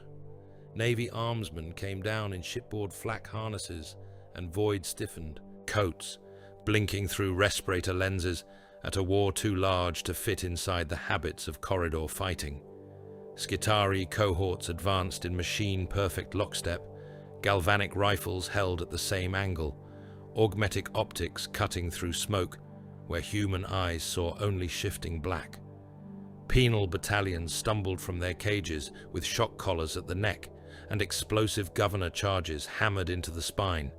Conscripted hive levies, some still wearing the badges of manufactories that no longer existed, were shoved out of landers with lasguns older than their grandfathers and orders shouted by officers who knew they were releasing meat into a grinder. The landings did not taper. They continued hour after hour, wave after wave, as if the Imperium meant to drown the mountain in human mass before its true blades ever touched stone. Chaos met them with the same scale and with greater joy. The outer lines of the Glome Citadel's domain were trench nations unto themselves, realms of dug, iron and packed corpse earth stretching from one horizon wound to another. Every line was backed by another. Every redoubt covered the next field. Mortar nests, anti-armor pits, buried macro batteries and wire labyrinths layered the approaches until forward motion itself became an act of faith or madness. Through those trench empires rolled armored columns bearing the blackened sigils of Daruk's host, battle tanks and siege engines grinding over the dead, while cupola gunners fired down into packed advancing ranks. Mutant tides came with them, howling half-men swollen by toxin, warp touch, and pit breeding, some dragging improvised cannon, some carrying nothing but blades made from sharpened engine plate. Behind all of them strode demon engines, iron monstrosities whose forms mocked proper design, their furnace mouths vomiting smoke and fire, their limbs smashing craters deeper with each step. Bombardment fell upon those things and barely slowed them. Earthshaker shells landed, in patterns that would have unmade fortress walls. Basilisk batteries spoke until their crews bled from the nose and ears. Naval guns from orbit reached down in white wrath to scour kill zones clear. Yet some demon engines merely emerged from the detonation still walking. Armor skins running molten, bound spirits screaming in ecstasy as they came on through the smoke, exactly as if they had been born from the bombardment itself. At the center of the opening assault, where the killing was most severe and the line least stable, the Custodes advanced. They did not march as ordinary soldiery marched. They cut their way forward with the contemptuous certainty of beings for whom incoming fire was a thing to be endured rather than feared. A Castian Varro led them through a storm of shells that turned whole companies of guardsmen into red vapor around their gold plate. His guardian spear rose and fell in precise, economical murder. A mutant champion, 8 feet of blistered muscle and chain-linked iron, charged screaming through the smoke and died so quickly that the warriors behind him did not at first understand their leader had been cut in two. Heavy bolter fire hammered from a bunker slit. 2 custodians changed angle as one, crossed the fire lane at impossible speed and entered the emplacement before the gunners could shift traverse. The next thing the men behind them saw was the bunker roof lifting slightly as blood sprayed out through every vision port at once. Where the 10,000 passed, lanes opened, not because the enemy lacked courage, but because courage ceased to matter at such proximity. They crossed trenches in vaulting gold arcs, landed among packed defenders, and turned parapets into butcher pits in seconds. Guardian spears punched through flak armor, carapace plate, trench shields, field guns, even the armored breast casings of bound servitors. Heads flew, bodies folded. Men were split from collar to pelvis and left steaming in the ash. Their advance had about it something almost supernatural, not in sorcery, but in the horrifying ease with which skill, genecraft, armor, and absolute purpose combined. Human commanders watching from rearward command crawlers began revising all private thoughts they had ever harbored regarding the Emperor's chosen. These were not heroes in any form the common man could meaningfully love. They were war-stripped of every softer excuse. Far from the center, the Carcharodons refused the geometry of parade ground assault entirely. Where other Astartes might have planted banners, drawn battle lines, or announced the honor of the charge, Baal Shah's companies slipped away from the main offensive almost as soon as they hit ground.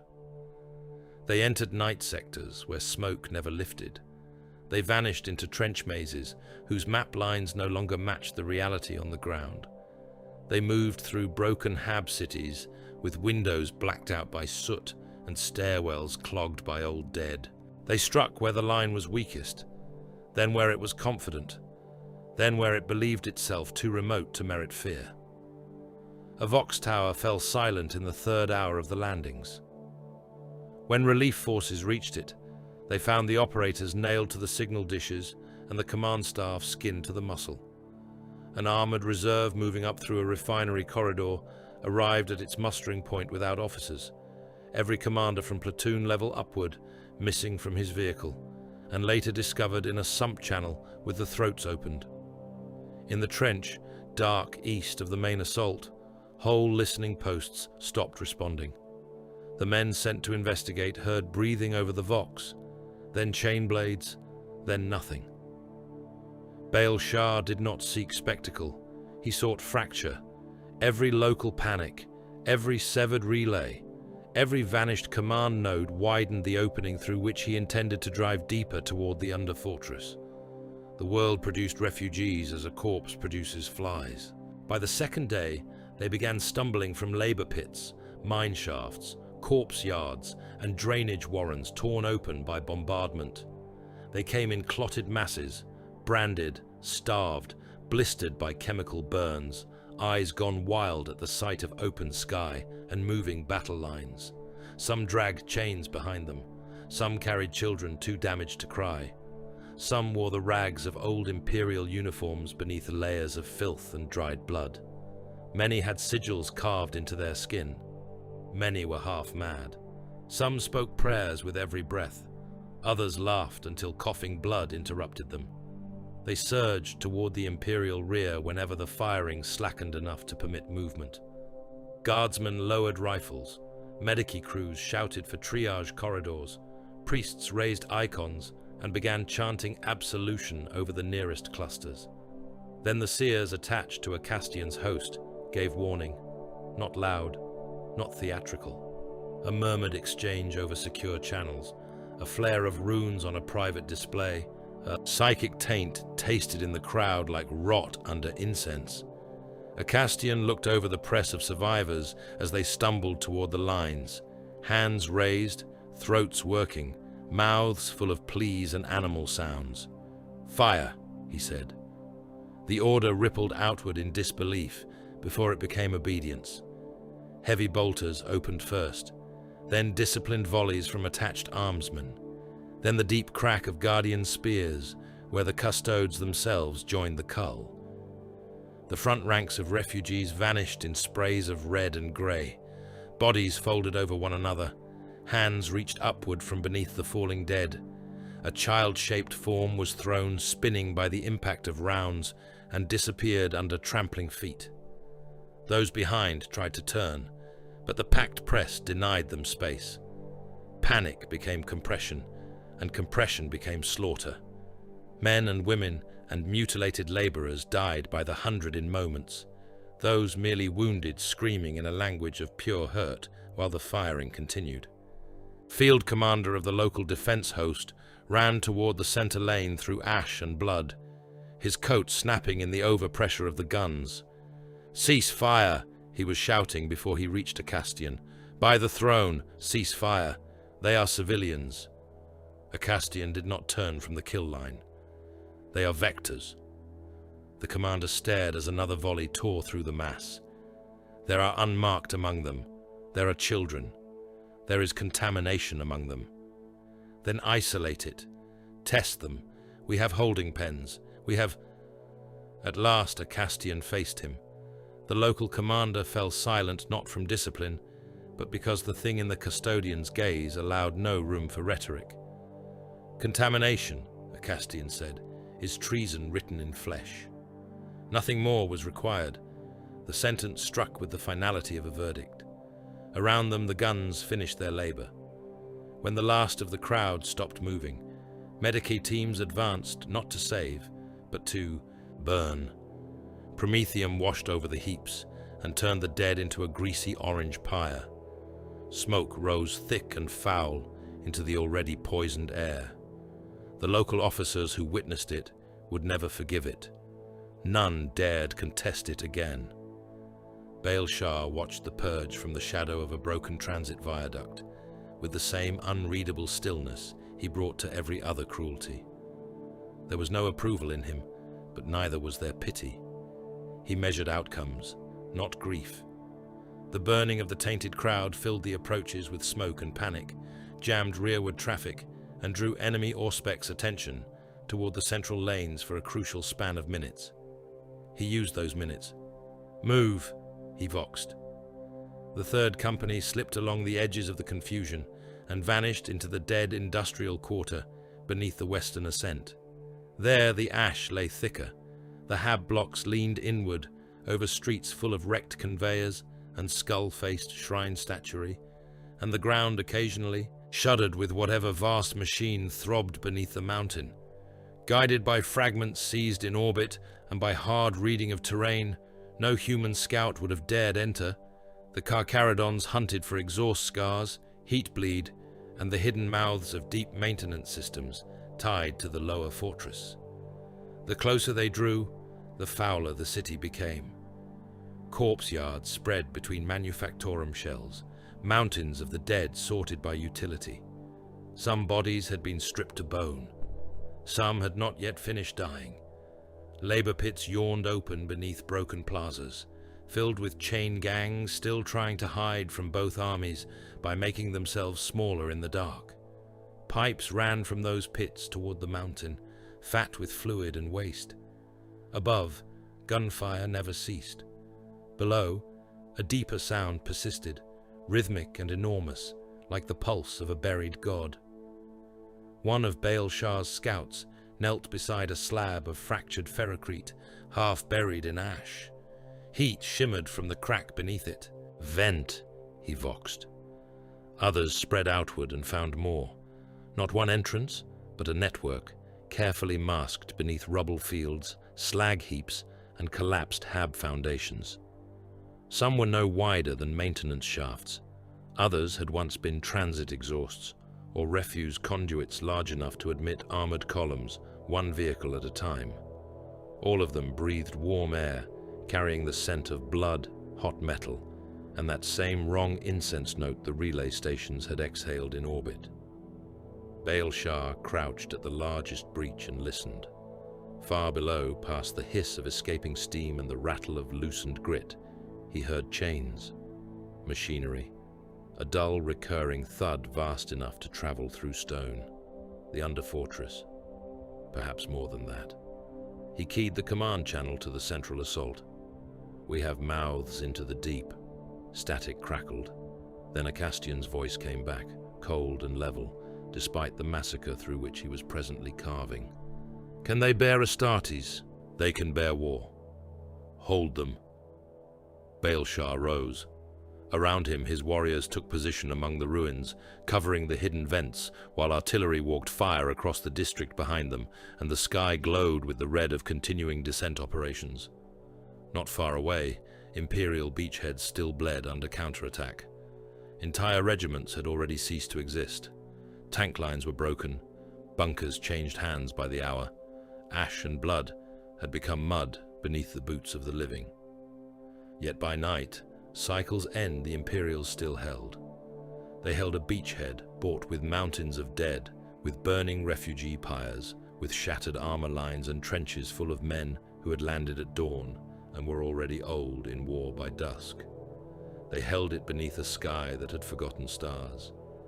They held it while the Glome citadel loomed above them, untouched in its black grandeur.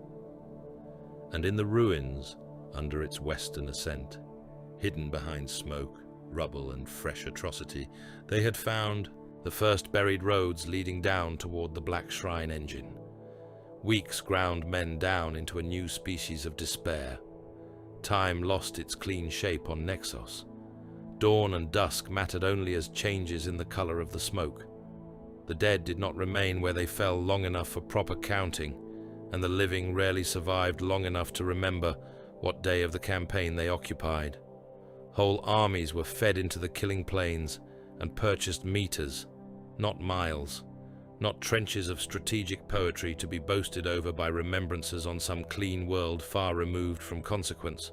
Meters of crater lip, meters of shattered revetment, meters of wire-choked slope beneath the gaze of the Glome citadel, where men fought, drowned in mud and blood, and died knowing their bodies would be trampled into the same ground their replacements would be ordered to take tomorrow.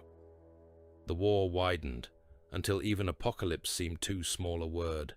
Supply moons that had circled Nexos since before the first assault were broken open in orbit, set ablaze by long-range gunnery, and plunged in burning fragments through the upper atmosphere.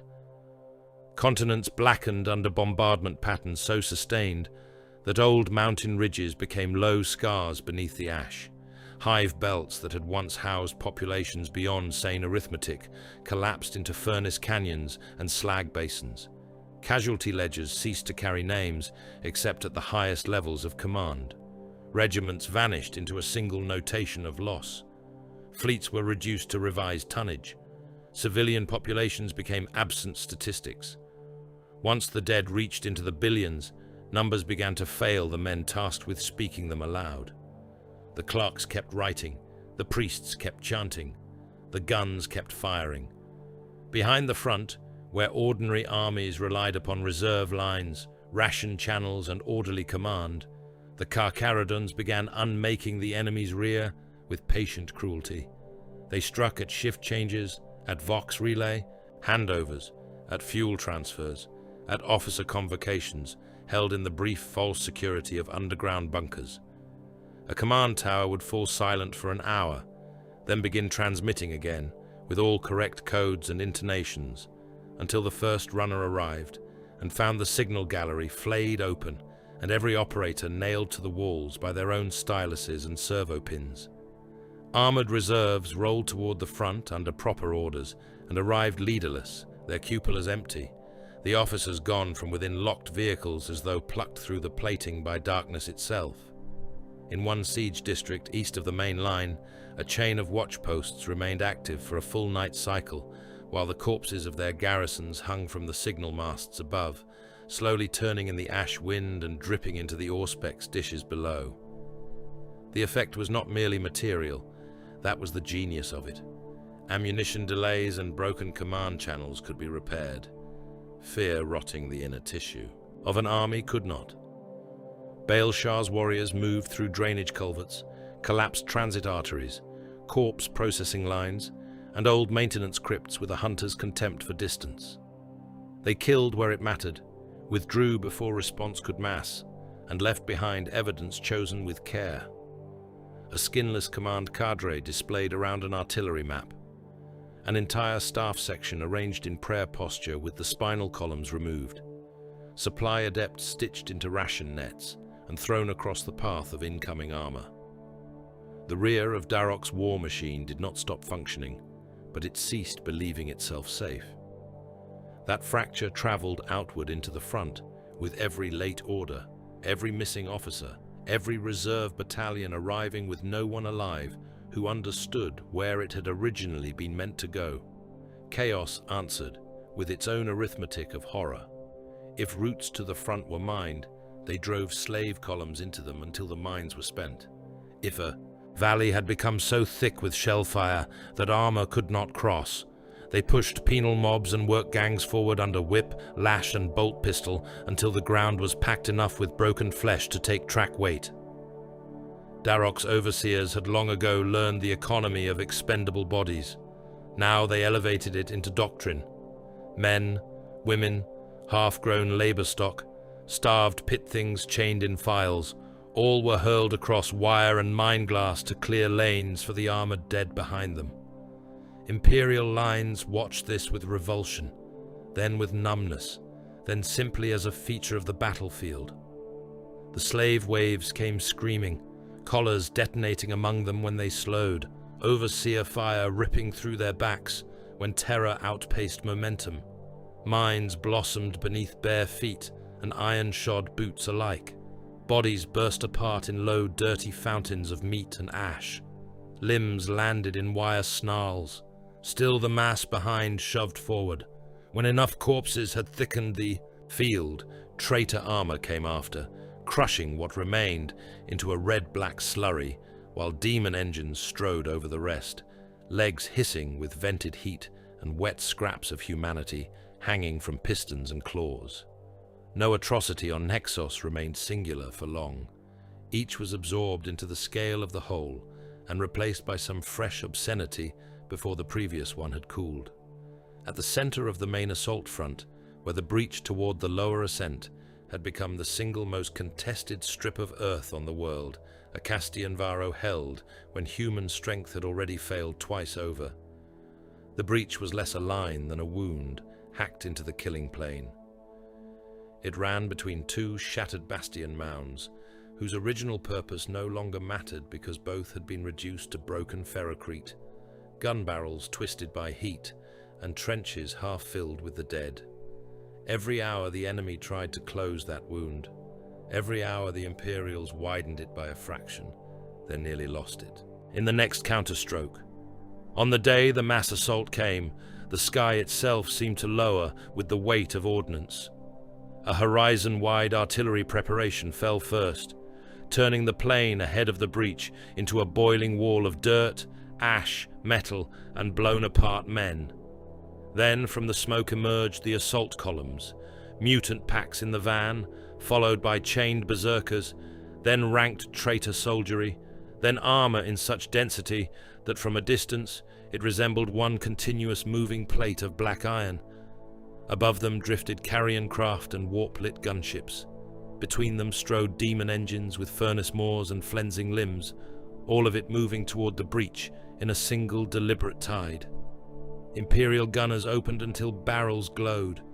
The first waves died in swathes, the second climbed over them, the third arrived under cover of the second's blood mist. Earthshaker shells pounded the left flank, basilisks howled from rearward ridges, navy guns from orbit reached down in white columns of annihilation whenever the cloud cover thinned enough to grant them sight. Yet the tide kept coming. Mutants struck the trench lip first and made ladders of their own bodies. Traitor marines came through the gaps they opened. A demon engine punched one claw into a bunker roof and peeled it back, spraying men and ammunition into the open like the burst contents of a ration tin. A Castian met that surge in the mouth of the breach. Those who saw him there later spoke of impossible speed, but speed was only part of it. The greater terror was the absolute absence of hesitation.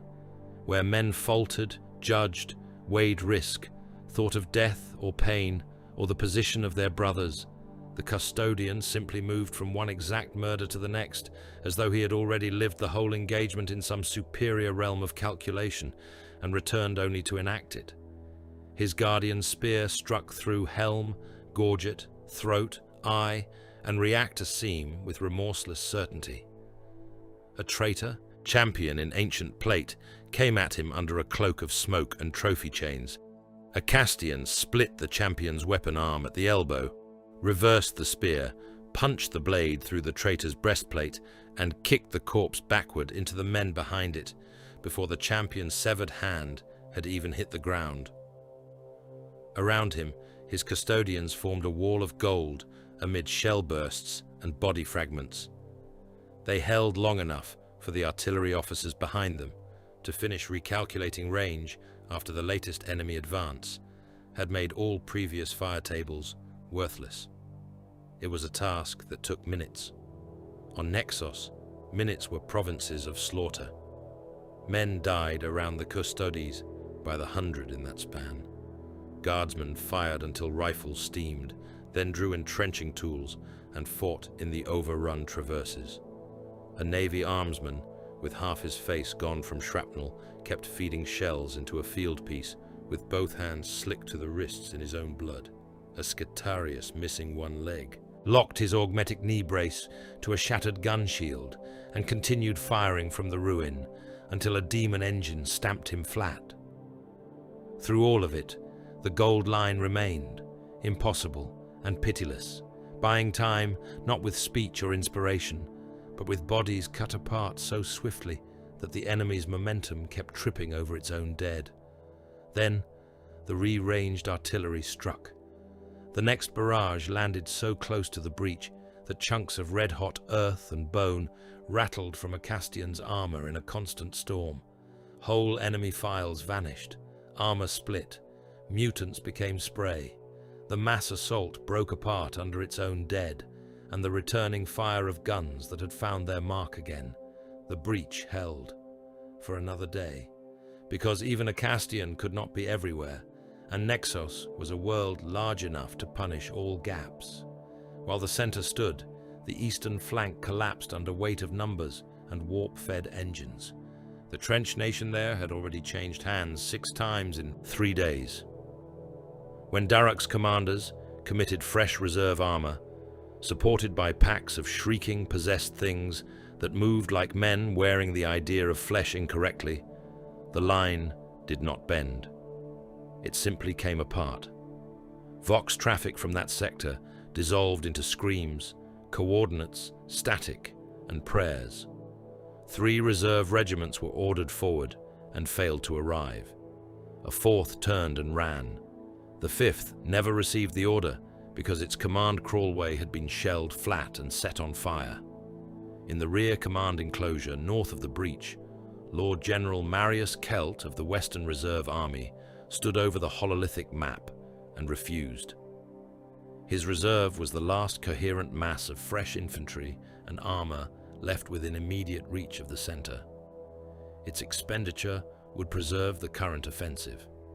Its loss would leave nothing between the front and complete operational ruin should the next counterstroke break through. Kelt knew this. His staff knew this. Every man in the chamber knew he was being asked to throw away the last intact strength under his banner for ground already soaked beyond value in imperial blood. "I will not," he said, voice raw from sleeplessness and recirculated smoke. "I have watched you spend armies like shell casings. I will not commit them into that furnace for another kilometer of grave." A Castian stood opposite him, still wearing the dirt and blood of the breach. Bits of enemy flesh were drying in the seams of his gauntlets. His expression had not altered since entering the command enclosure. "You were not asked," he said. Kelt's staff shrank back from the table. Holt, present by necessity and looking as though he regretted every hour of his remaining life, said nothing. The room had acquired the brittle stillness that precedes catastrophe. Kelt swallowed and drew himself up. "Then hear me as one servant of the throne to another. If I give you my reserve, the next collapse will not be mended. We will gain a day and lose the campaign." A Castian stepped closer. "If you keep your reserve, you will lose the day and the campaign together. I will not consign them to meaningless death." The gunshot was deafening in the enclosed chamber. For an instant, some of the staff did not understand what had happened. Then Kelt's body fell backward across the hololithic projector, half the skull gone from the exit wound blown out behind his ear. He struck the deck amid sparks and shattering light. A Castian lowered the bolt pistol he had taken from one of the dead guards at the room's edge. "There is no meaningful death here," he said. He looked past the corpse to Kelt's deputy, a severe, woman-faced man with old trench scars crossing one eye and a reputation for obeying orders that would make lesser officers physically sick. "You command now." The new general did not look down at his predecessor. "What is your will, Lord?" "Commit the reserve." "It will be done." Just like that, the offensive was saved, at least in the immediate and bloody sense that mattered on Nexos. The reserve rolled. Fresh tanks thundered into the threatened sectors. New infantry columns went forward under storm banners and shell bursts. The eastern line did not recover its old shape, but it ceased collapsing fast enough for the enemy to exploit fully. The act poisoned every surviving human commander against the Custodes all the same. No one spoke the accusation aloud. No one was foolish enough. Yet it moved through the staff circles, the trench command bunkers, the broken strategia, and the prayer lines of the rear echelons with corrosive certainty. The Golden Giants would save the operation? Yes. They would do so without regard for command dignity, human judgment, or any idea of mercy recognizable to the species they supposedly defended. Men obeyed a Castian after that, with greater promptness and greater hatred. Far below the battlefield, beneath the artillery planes and the corpse-thick ascent roads, Bael'Shah's scouts confirmed what the void data and captured shrine records had only suggested. The fortress wards were anchored by an inner shrine beneath the mountain hive. The discovery came in a shaftway older than the current citadel works, where shrine stone from some dead imperial century had been overplated with black iron and wired into newer arteries of power. The Carcharodon scouts had followed Heatbleed, blood drainage, and machine resonance down through refuse chutes, exhaust trunks, and maintenance crypts, where the walls throbbed faintly at regular intervals. Twice they had hidden motionless, while chain gangs shuffled past under armed escort. Once they had listened from behind a grating as a file of psychers was marched downward, blindfolded and singing in cracked voices, toward whatever waited below. At the deepest point yet reached, they found a chamber packed with old cogitator pillars and shrine columns carved over with fresh blasphemies. The machines were not controlling the shields directly. They were translating something larger and more profane. Streams of blood pulse, sacrifice rate, and atmospheric conversion fed upward from below. Harmonic signatures went outward from the same source into the fortress lattice. At the chamber's center stood a stone altar from older imperial days, now opened down the middle like a dissected cadaver and stuffed with cable, bone, and brass filtration coils. One scout voxed upward in a whisper roughened by his helm grill. Inner shrine confirmed. The mountain is fed from beneath. Destroying outer nodes will not kill the ward, only weaken it. Baal Shah listened from a higher hold in the underworks, while distant gunfire murmured through the stone like an old storm. Can you reach the source? Not from here. There are deeper locks. Heavy guardians. Ritual traffic. Map all of it. As you command. When the report reached Acastian, he heard it standing above a battlefield so vast that parts of it were hidden by the curvature of smoke and terrain. The information altered nothing and everything. The outer war still had to be fought. The lines still had to hold. The dead still had to be spent. But now there was no room left for strategic illusion. The campaign could not be won by pressure alone. It had to descend. It had to become more intimate, more murderous, more selective in its cruelty, even as the scale around it remained unthinkably grand. Withdrawal ceased to be a serious possibility that evening. Too many armies were ash-bound to the plains. Too many ships were committed overhead. Too many depots had been emptied. Too many reserve worlds stripped. Too many lines of retreat already cut apart by the mutual savagery of the war. The Imperial coalition had gone past the point where retreat meant preservation. Retreat now meant rout, annihilation, and the gifting of all those dead to the same enemy. They had died, trying to break. As darkness thickened over the killing fields, fresh orders spread through the command web. More reserves, more bombardment, more purges of the compromised, more descent preparations beneath the western ascent. No one used the language of hope any longer. That had been burned out of the campaign weeks ago. What remained was resolve of a much uglier sort. They would win, if they could still win at all, only by becoming more pitiless than the foe before them. On Nexos, beneath the red-black sky and under the gaze of the unbroken mountain that no longer sounded like a warning. It sounded like doctrine.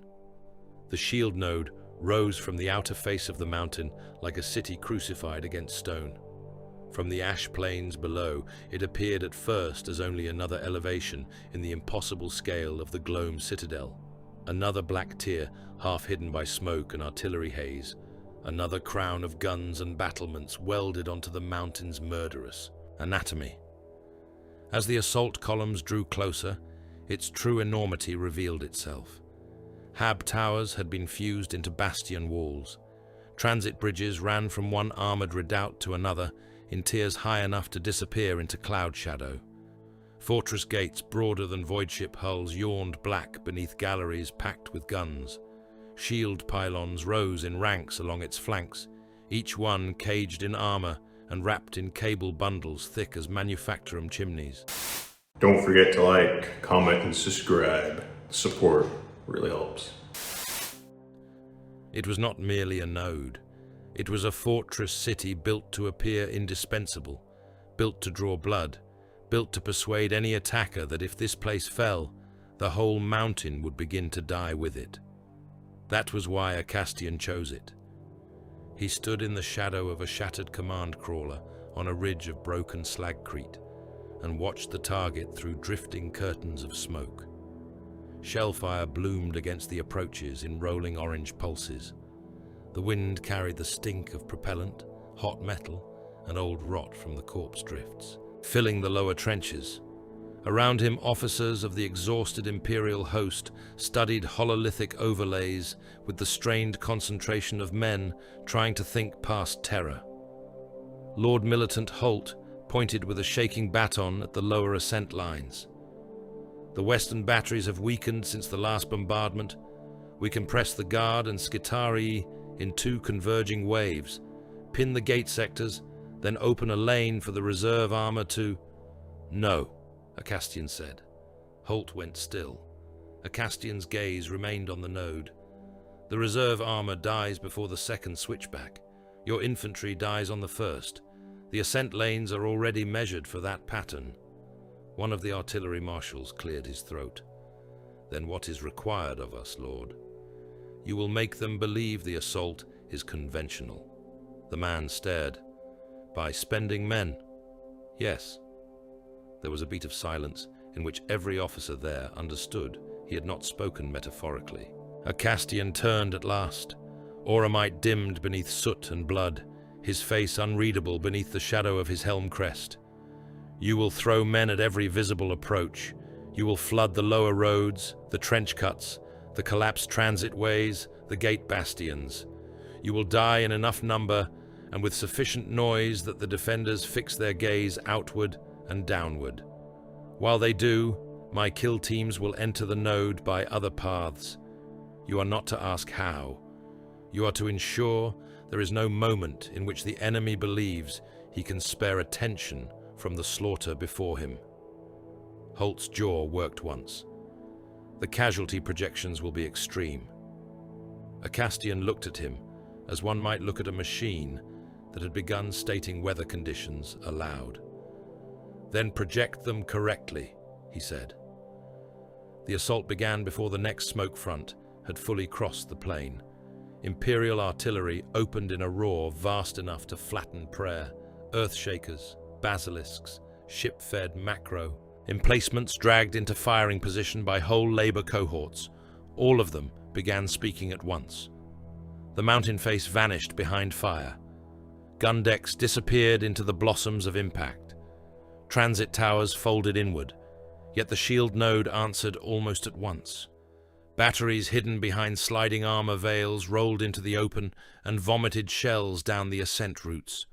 Anti-personnel nests opened from murder slits along the lower walls. Whole switchbacks burst under pre-sighted charges, turning climbing infantry companies into avalanches of ash, stone, and broken men. Still, the Imperial waves went up. Guard regiments clawed their way over rubble and wire through storms of shrapnel that stripped flesh from bone. Penal battalions, collars screaming, charged across open kill terraces and died so thickly that those behind used the dead as partial cover. Navy armsmen advanced beside them under void-hardened shields, blackened almost at once by incoming fire. Skitarii cohorts marched, with machine steadiness, until macro fragments tore them apart in glittering sprays of metal limbs and arterial coolant. Every slope leading toward the node became a red ladder of bodies. It was exactly what Acastian required. Golden kill teams appeared within the fortress city before the outer alarms had finished agreeing with one another. Some came through maintenance shafts identified by Carcharodon reconnaissance. Some punched directly through weakened armor sections in the upper gun sanctums under melter-breaching charges timed to the second. One emerged from within a shell lift the defenders believed sealed, because the machine crew who had sent it up were already dead 2 decks below, with their heads turned backward and their bodies still locked at the controls. Where the Custodes materialized, command simply ceased. A traitor lieutenant on a gunnery gallery saw a flicker of gold through smoke and had time to form the first syllable of a warning before a guardian spear entered under his chin and tore out through the top of his helm. A command sanctum packed with veteran overseers became a slaughterhouse in a dozen heartbeats. Heads burst, chests opened, Blood sheeted the cogitator walls in thick fans.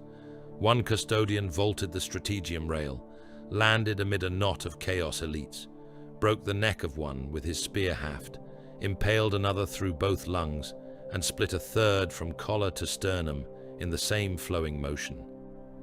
A Castian led the deepest of those insertions through a gun cathedral whose vaulted roof still bore fragments of old imperial saintwork beneath the soot and blasphemous overpainting. Elite defenders met him there in baroque plate, thick with chain scrolls, reliquary studs, and the grime of long siege service. They died as everything else died before him, but they died harder, and their hardness slowed the pace by precious seconds. A chain fist bit sparks from a Castian's pauldron and was answered by a thrust through the attacker's visor that burst the back of the helm in red pulp. A Terminator in hazard-striped armor fired a relic combi weapon point blank and caught a custodian in the breastplate hard enough to stagger him. Before the traitor could fire again, 3 Guardian spear tips entered him from different angles and opened the massive body like a split furnace casing. Below and beyond, the human assault continued to spend itself exactly as ordered. Tens of thousands died buying moments. The switchbacks became gutters of red mud and broken weapons. Men climbed over the fallen because there was nowhere else to put their boots. Vox channels filled with shouted coordinates, screams for Medicae that would never come, and prayers choked off by shell impacts. Heavy weapon crews dragged guns uphill by hand after the towing vehicles blew apart. Priests with burned hands and ash-caked vestments walked among the living and dying alike, screaming benedictions no one heard over the bombardment. Entire assault companies vanished in the spaces between heartbeat and breath, consumed by the node's defensive guns so completely that only the absence in the ranks told of their passing. Within that murderous distraction, Baal Shah led the third company upward through the furnace tunnels below. The underways beneath the node were not built for men. They were built for heat, fuel, waste, and the hidden circulation of war. Conduits glowed dull red behind grillwork. Steam burst from cracked seals in skin-flaying jets. The rock walls sweated chemical moisture that smoked where it struck armor. The deeper they climbed, the more the mountain felt alive around them, not in any simple biological sense, but with the pulsing hostility of a weapon too vast to understand the lives caught within it. The Carcharodons moved through that inferno, with the old comfort of void predators hunting in pressure dark. They spoke in clipped bursts. They marked routes in Auspex code and blood, twice. They passed shrines built into the tunnel walls, where chained laborers had been burned alive as offerings to keep the furnaces appeased. Once they crossed an iron gallery and looked down into a disposal shaft, where body parts were falling in a slow rain toward glowing depths below. "Near!" one of the scouts voxed. Baal Shah grunted assent. The first defenders hit them from beneath false decking in a rush of chain blades and relic shot. These were no mutant sweepings or panicked second-line troops. They were veterans. Old killers in armor scored by centuries of boarding actions and siege breaches, their plate decorated in tongues of skin and brass tags punched from the bones of the dead. They fought with the intimate joy of butchers in a slaughter lane, laughter barking from helm grills as chain teeth shrieked against ceramite and blood sprayed the tunnel walls. The furnace passage became a compressed hell of sparks, smoke, and pulped meat. A Carcharodon lost an arm at the elbow and buried his combat blade in the attacker's throat with the remaining hand before falling to one knee in arterial sheets. Another took a relic round through one eye lens and kept firing by autosense as Baal Shah shoulder-charged past him into the press. The chapter master of the strike clove a traitor from clavicle to hip and kicked the halves into a second warrior hard enough to break both against the railings. Chain blades screamed, bolt pistols boomed in spaces too tight for clean aim. Bodies clogged the footing until the living had to crush them flatter simply to keep moving.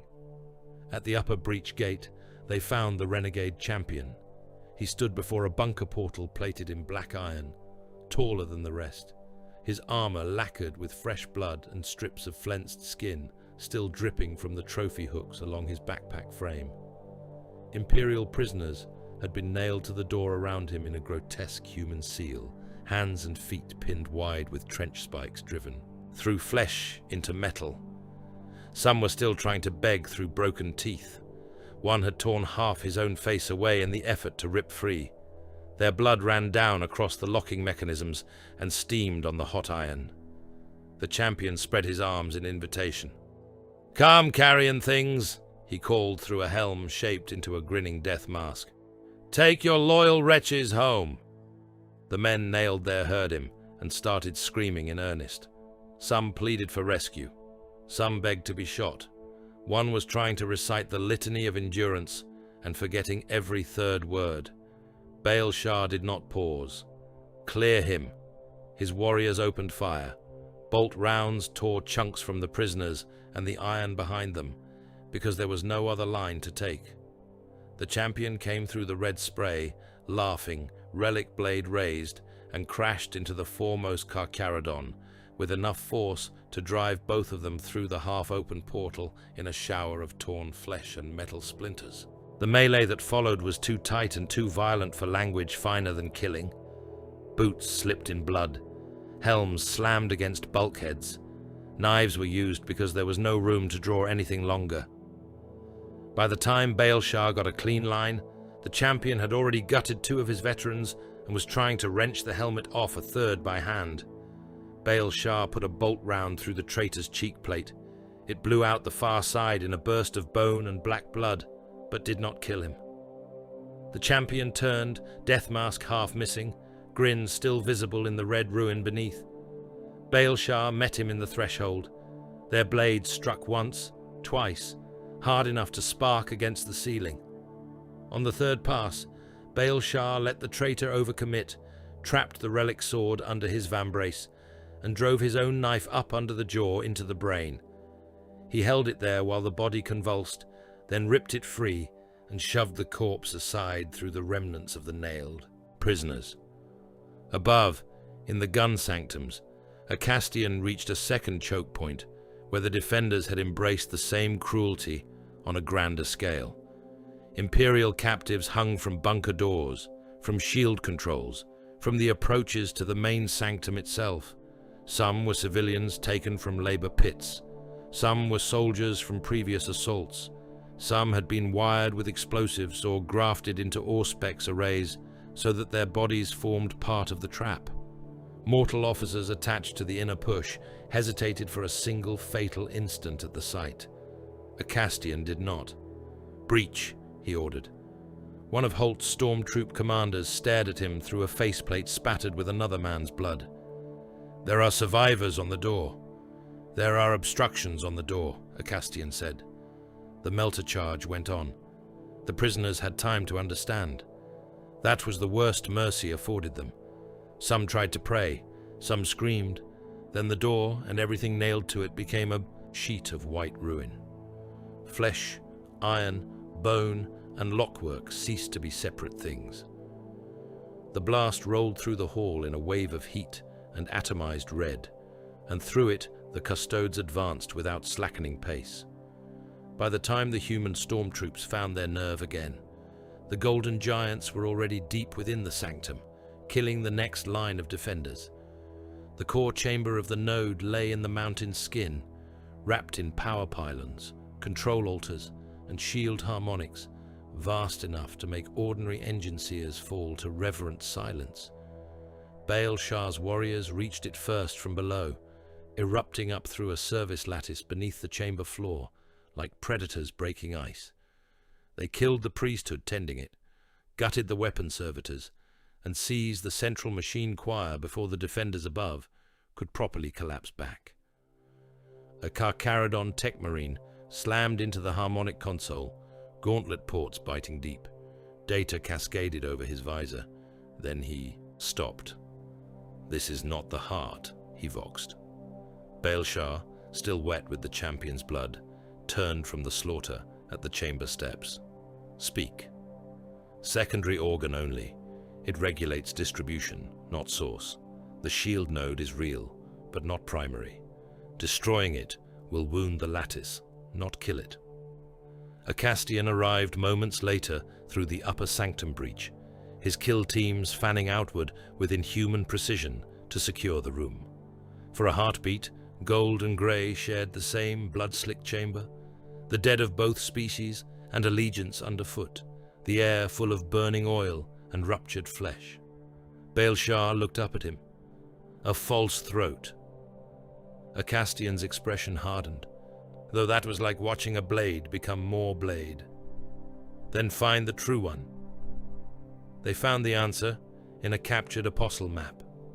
One of Malchior's lesser priests, flayed almost to death but still clinging to life out of spite or devotion, had fled into a side chapel, carrying a roll of skin parchment and a command cipher rod.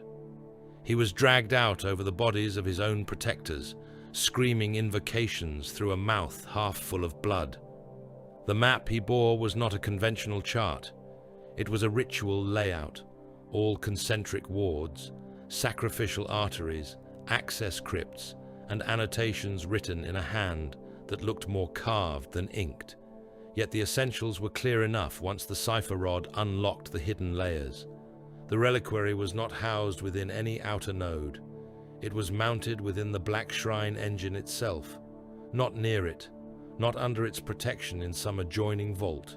Within it, physically integrated into the undermountain mechanism that drank death and turned it into invulnerability. For the first time since setting foot on Nexos, Holt, who had arrived breathless and bloodied behind the second wave, lost all color in his face. "That is beneath everything," he said. "Beneath the hive roots, beneath the gun crypts, beneath the old mantle cuts." "Correct," a Castian said. Holt looked around the chamber, at the dead, the ruined node, the cost already paid to take even this false organ.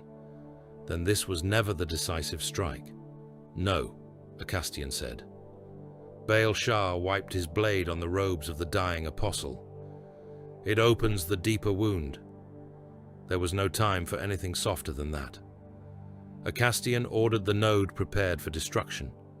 Charges were placed in the harmonic cores and along the primary transmission pylons. Surviving Imperial assault waves were signaled to fall back where any of them still could. Many could not. Many were too busy dying on the outer slopes to receive the order. Yet the demolition proceeded without pause, because what the node represented mattered almost as much as what it truly was. It had to die loudly. It had to die in a way visible from the plains and the citadel alike. Let Daruk Vane see one of his fortress cities peeled open in atomic fire and wonder how much else had already been taken from him. The final charges armed. Baal Shah and his remaining veterans withdrew down the furnace ways. A Castian brought his golden kill teams out through the ruined sanctums and upper breach lanes, while the last mortal storm units stumbled after them, carrying their wounded, or abandoning them when the climb proved too steep. The node was screaming by then. Harmonic feedback made the walls shudder. Pylons arced with caged lightning. Blood hidden in the machine lines began to boil, venting from splits in the conduits as red steam. They had reached the lower slopes when the shield node died. Atomic fire bloomed from within the mountain face, with a brightness beyond ordinary flame. The fortress city convulsed, as if something vast inside it had been shot through the heart. Towers lifted from foundations.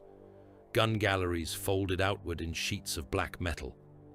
The upper sanctum crown vanished into white light and then into a boiling red cloud full of masonry, corpses, and sections of armor plate spinning like leaves in a furnace wind. Shockwaves rolled down the slopes and flattened advancing infantry by the hundred. The blast lit the ash plains from horizon to horizon. For one impossible instant, it looked as though the mountain itself had opened an eye made of fire. Cheers rose from the Imperial lines.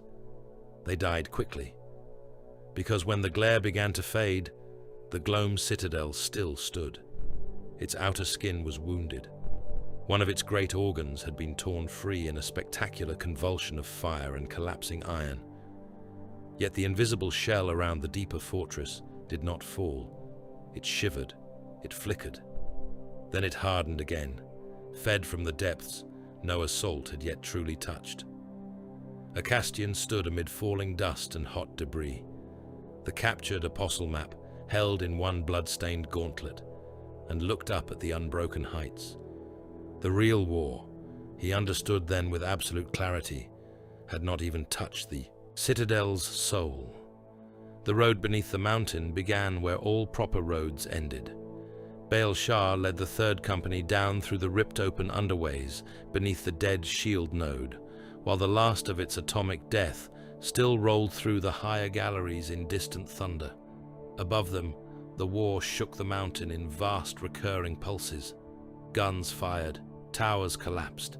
Men died in numbers too great to imagine clearly. Down here, those things survived only as tremors in the stone and brief flurries of dust drifting from old cracks in older ceilings. The deeper descent belonged to another order of horror entirely. They entered corpse sluices first. The channels had once been made for runoff, refuse, and the hidden economy of siege waste, but ages of profane adaptation had turned them into arteries of rendered flesh. Grills clogged with hair, teeth, and lumps of tallow lined the descent shafts. Blood, old and new, lacquered the walls in black-red varnish that stank of copper, rot, and industrial chemicals. Here and there the sluices widened into settling basins where half-processed dead floated in slow circles beneath skimming filtration blades. Some of those dead were no longer entirely dead. Nerve stim packs buried in muscle made limbs twitch at random. Severed heads bumped the iron edges and mouthed wordless things through burst lips. The fluid itself seemed alive in places, thickening and trembling around things unseen beneath the surface. The Carcharodons moved through it with the same glacial patience they brought to void boarding. They did not rush. They did not flinch. Their boots made almost no sound on slick iron, and where they needed to cross open spans, they went low and fast, silhouettes slipping through steam and pendulum shadow, with the silence of predatory fish below black water. Helm displays spoke in runes, hands signaled. Chain blades hung quiet for now. Only the mortal guides made noise. There were 6 of them at the beginning of that descent, all drawn from captured labor gangs and half rehabilitated by pain collars, oaths, and the certainty that refusal would earn them a quicker death than obedience. Hollow men, branded men, men who had spent years without sky, measuring life by shift bells and executions. They knew some of the lower ducts, the old maintenance crypts, the forgotten siege tunnels bypassing the formal underworks. They were useful because they feared the mountain more intimately than any Tactica slate ever could. By the second hour, 2 were already beginning to break. One kept whispering prayers under his breath until he forgot the words and started repeating only the Emperor's name in a dry, clicking loop. Another had stopped lifting his eyes higher than Baal Shah's boots, because every time he glanced at the walls, he seemed to see more than walls. The third guide, a former furnace overseer with his left ear torn off and his front teeth filed down by years of grit, still retained enough coherence to point out junctions and warn of choke points. "Not there," he rasped at one split in the tunnel, voice shaking despite all efforts. "That way goes to the skin halls." Baal Shah looked at him through black helm lenses. "And?" The man swallowed. "Nothing comes back out." They went that way anyway. The skin halls began as a smell, not rot alone, not the familiar battlefield stink of opened bowels, blood, burned meat, and corpse gases. This was sweeter, oilier, touched with alchemical preserving agents, and the hot, wet note of recent flensing. Then came the walls themselves, and even the guides who had lived in the under-fortress all their lives stopped pretending this place could be spoken of without terror. Human skin had been cured, stretched, and nailed across whole sections of the stone in overlapping parchment layers. Some pieces still showed tattoos, rank brands, prayer scars, tribal marks from conquered worlds. Others had faces left attached, peeled flat like grotesque masks, so that empty eye sockets stared sideways along the corridors. Script had been written across many of them in dark inks, made darker by what they had been mixed with. Litanies, inventory tallies, prophecies, lists of the dead, maps of sacrificial routes, warnings, boasts. The parchment shifted in the tunnel wind with a dry, papery whisper, like 1,000 mouths trying not to speak. The walls were not the worst of it. Chained choirs hung in side chapels carved into the mountain. Whole ranks of men wired through the ribs and jaw with vox hooks and throat amplifiers. Some were flayed to the muscle from collar to waist. Some had their lips sewn back to expose blackening gums and rootless teeth. They sang without pause in harmonies made from pain, machine guidance, and whatever remained of the souls that had once lived in those mutilated frames. The notes followed the Carcharodons as they passed, rising and falling in liturgical shapes that no loyal sanctuary had ever intended.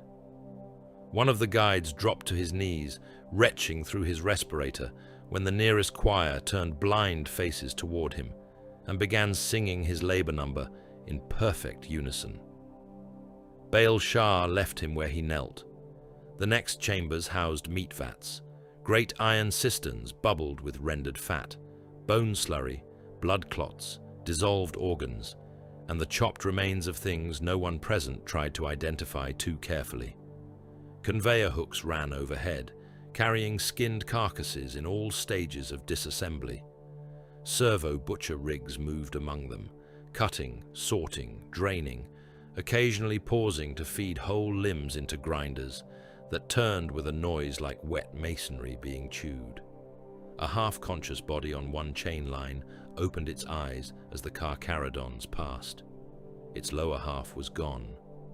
Its remaining hand rose a fraction in appeal before the next mechanism took the arm off at the shoulder and the body vanished into the vat below. The mortal guides came, apart in those rooms. One screamed once, a short, dry bark of panic, and then tried to run back the way they had come. A Carcharodon caught him by the collar and slammed him against the wall hard enough to crack vertebrae. Another simply sat down in the slick and refused to rise, eyes fixed on the nearest vat, while tears cut lines through the grime on his face. Baal Shah stepped over him. The man's pleas followed for perhaps 20 paces, before something behind took interest in the noise and ended it in a burst of shrieking metal. The three who remained learned faster. Silence. Point. Move when ordered. Look only where needed. That discipline kept them alive through the maintenance crypts. These lower catacombs had once housed service shrines, relay machinery, and the hidden guts of the mountain's oldest loyal construction. That heritage still clung here, in broken saint statuary and fragments of imperial iconography trapped beneath later layers of profanation. Aquili had been split and inverted. Prayer alcoves had been bricked around with rib bones and brass shell casings.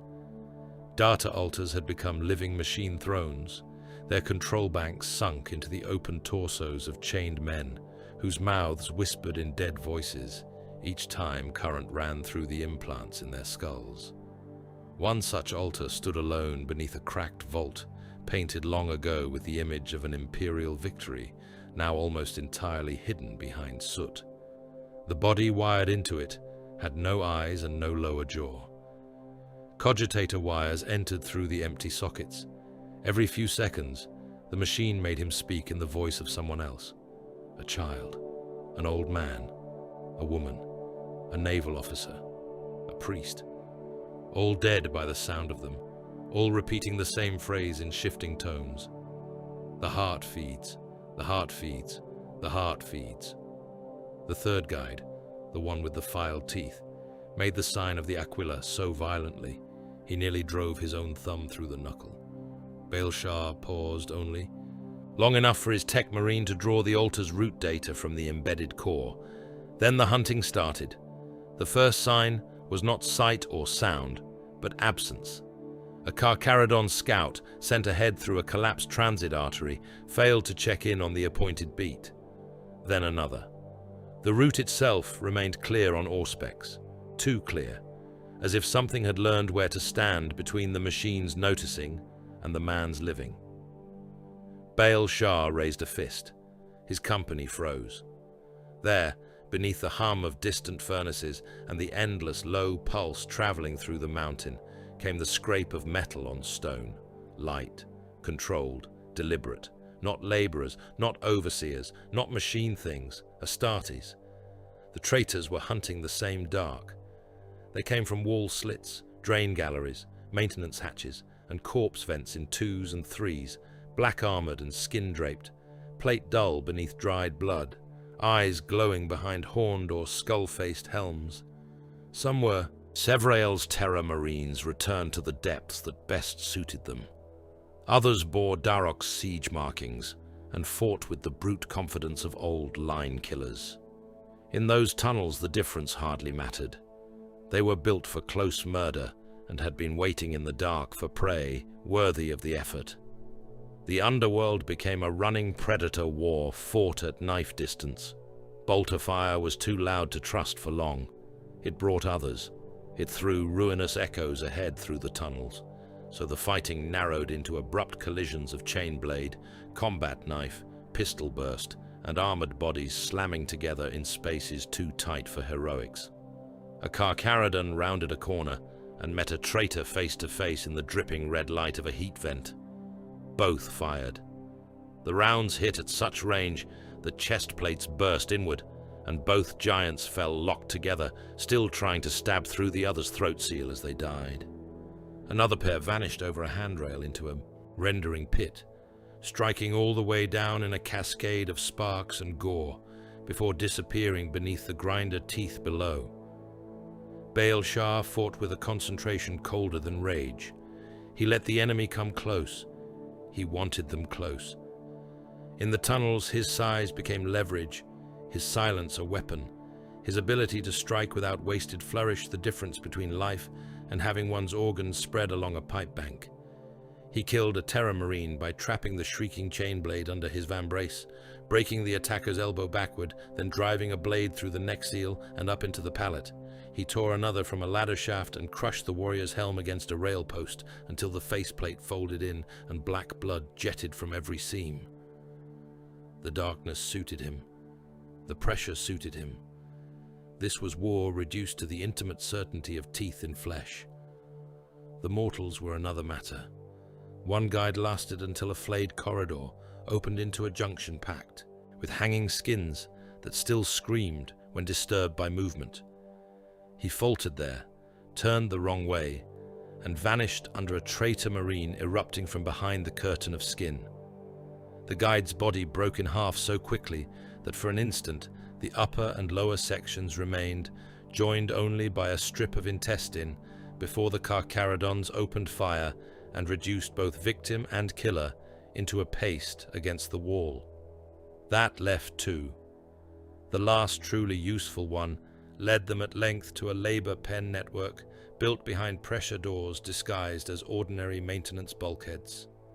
Beyond them waited hundreds of chained men packed into holding galleries, some for the vats, some for the forges, some for the lower channels that fed the thing beneath the mountain.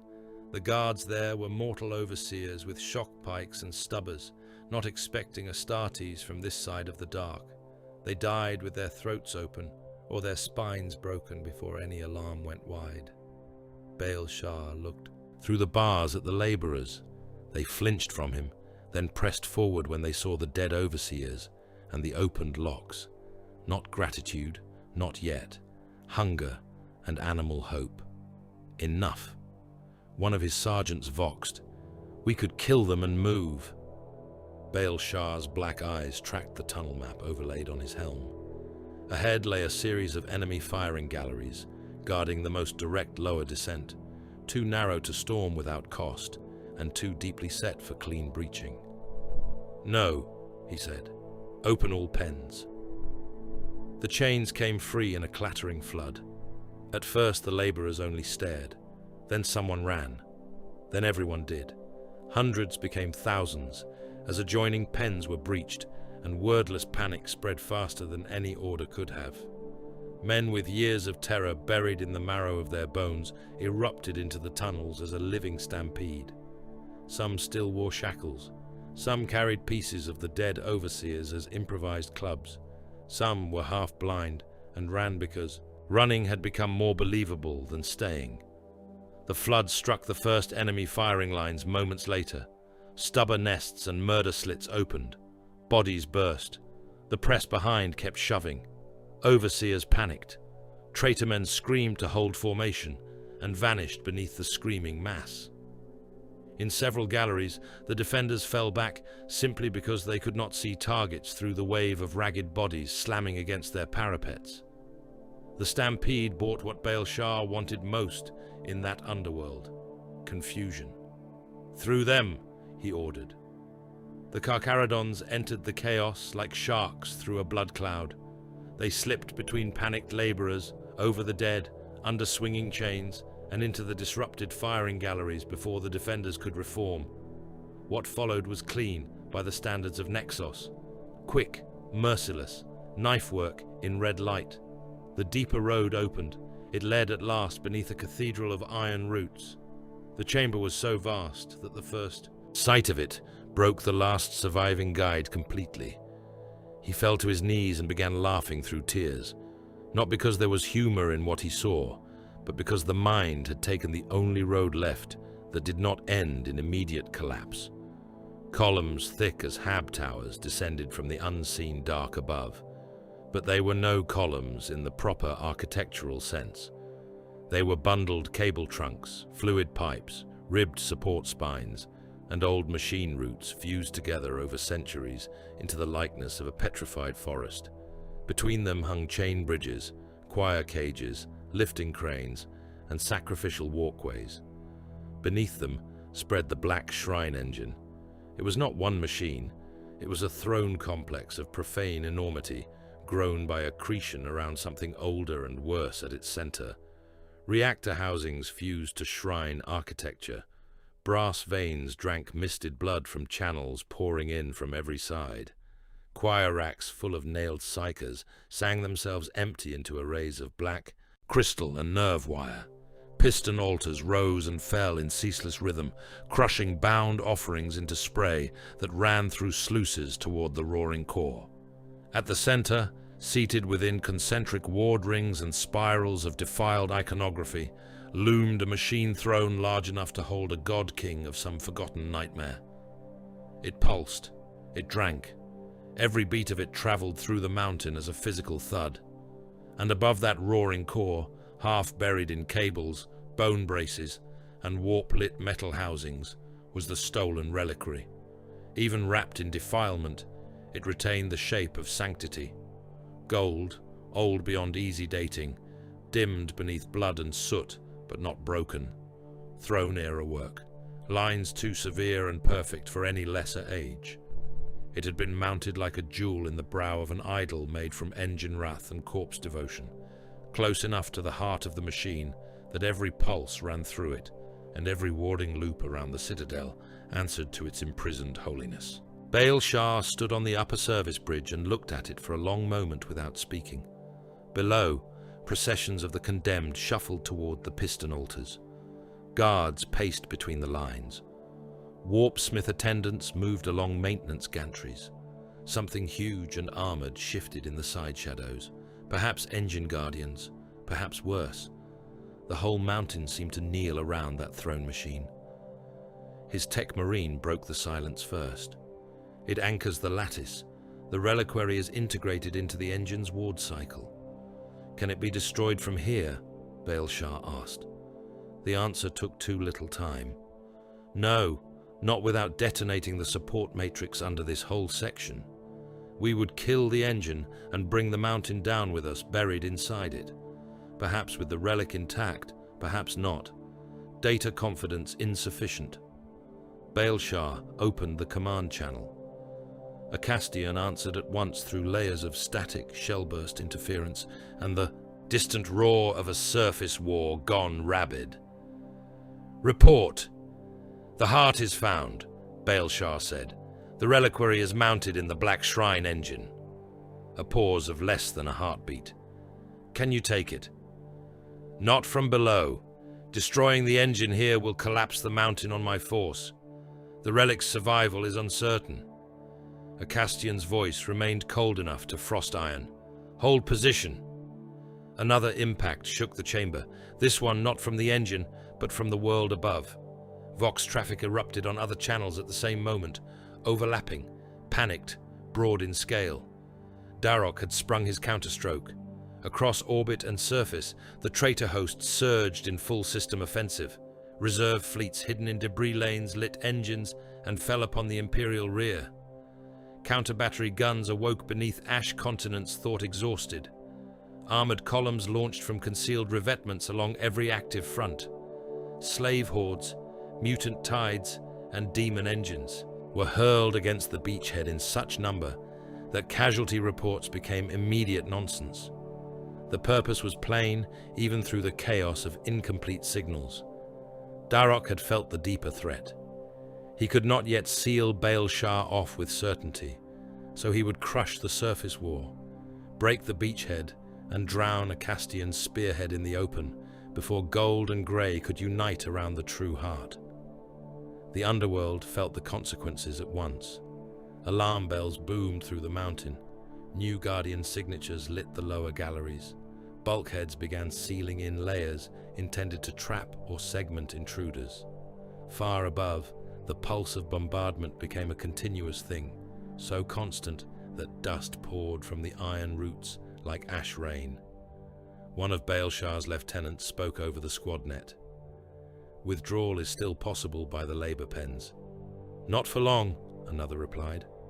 The last surviving guide crawled backward on hands, slick with his own fear. "Please," he whispered to no one and everyone. "Please do not let them hear us." Baelshar ignored him. His gaze remained on the Black Shrine engine and the reliquary burning with buried sanctity above its core. If he withdrew now, the mountain might close. Roots would die. Maps would age to uselessness in the span of hours. Darroch would know where the true danger lay and pile enough iron, flesh, and madness onto these lower ways to make a second descent costlier by orders of slaughter. If he advanced alone, the third company would be annihilated before reaching the throne machine in strength enough to matter. There was only one useful answer, and it was the answer war so often favored over prudence. Hold. He voxed it to the company in one word. The Carcharodons spread into the dark around the Cathedral of Iron Roots, taking firing points in side galleries, service bridges, crypt mouths, and dead machine recesses. Charges were laid on approach corridors. Fields of fire were marked. The labor pen survivors still living were driven towards secondary passages to create fresh confusion when the enemy came. The broken guide was left where he crouched. Whether he lived through the next hour had ceased to matter, even to himself. Above them, the mountain shook under the fury of Darroch's counterstroke. Somewhere in that inferno, a Castian Varro was cutting his way downward through armies, guns, and the hatred of a whole fortress world. Down here, in the light of blood channels and machine fire, Baelshar settled into the patient stillness of a predator, preparing to fight in a cave full of larger beasts. He looked once more at the reliquary entombed in the throne machine's roar, then to the dark passages where the enemy would soon appear. "Let them come," he said. And beneath the mountain of skins, while the beachhead bled above and the Black Shrine engine drank without pause, the third company waited in the dark for the golden blade to reach them. Chaos struck, everywhere at once. It did not feel like a counterattack. It felt like the system itself had chosen a side. In orbit, new fleets tore into reality amid storms of empiric light and shrieking auger collapse, their hulls sliding from translation, wrapped in aurora colors no sane void should ever wear. Broken escorts and supply barges, still limping from previous engagements, died before fresh warning hymns could finish sounding. Traitor cruisers, black with old war and red with running sigils, emerged from debris lanes the Imperial command had believed too choked for translation. They came on with guns already hot, vomiting lance fire through the wreck belts and into the overstrained formations, screening the landings below. Damaged moons and station carcasses were turned into murder from above as hidden batteries woke inside them and began firing on prearranged vectors. The void over Nexos filled with fresh ruin, and the dead of earlier battles found no peace before being joined by new company. On the surface, the same design unfolded in greater obscenity. Silos thought buried too deep to matter, split open across the ash continents and spat artillery into the heavens. Entire ridgelines lifted as concealed gun parks awoke, beneath camouflage strata of corpse dust and broken stone. The plains outside the citadel, already one vast abattoir, became a moving wall of armor and flesh. Traitor tanks rolled forward in slab-sided ranks, tracks grinding old dead into red-black paste. Siege crawlers crept behind them like land-bound fortresses. Mutant hordes ran ahead of the armor with flayed banners and chain-linked icons held high. Cult infantry came in suicidal depth, men and women stripped to scarred skin and rags, mouths foaming with faith, collars detonating among them whenever fear outran zeal. Demon engines strode amid it all, iron limbs hammering the ground hard enough to make trench walls shed dirt in sheets. The Imperial command net drowned in numbers. Logisticians stopped counting regiments because regiments no longer lasted long enough to justify the effort.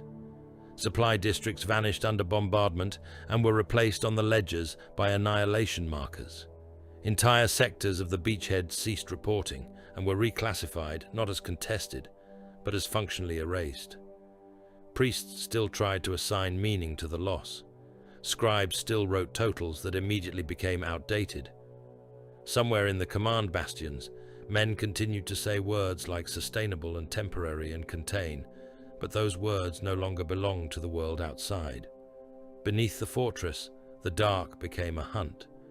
Baal Shah's companies had prepared their hold around the Cathedral of Iron Roots with the patient economy of old killers. Charges lay in the approach corridors. Fire lanes crossed over blood channels and service bridges. Dead machine recesses held waiting shapes in grey plate, motionless enough to be mistaken for statuary by anything that did not know the taste of Astartes' war. For a little while the stillness held. Then the enemy came through every road at once. Possessed things led the first wave, bodies that had once been traitor marines now swollen and reshaped by the things riding inside them. Their armor split around distended muscle and extruding bone. Some moved on all fours with impossible speed. Chain blades fused to wrists and ribs. Others came upright, but wrong in their motion, jerking and flowing like puppets whose strings were pulled from several directions by several hands. Behind them advanced Terror Marines and Darok's tunnel veterans, killers who knew the lower dark almost as well as the Carcharodons did, their helm lenses dimmed, their voices low, their steps disciplined. The first minds took the possessed apart in wet flashes. Limb fragments and black blood sprayed the iron roots. A bridge collapsed under the second charge and dropped 6 of the foremost attackers into a sacrificial channel where grinder veins turned them into a red and metallic froth. Yet more came. The dark was too full of them. They climbed through the remains. They leapt side rails and emerged from maintenance slits.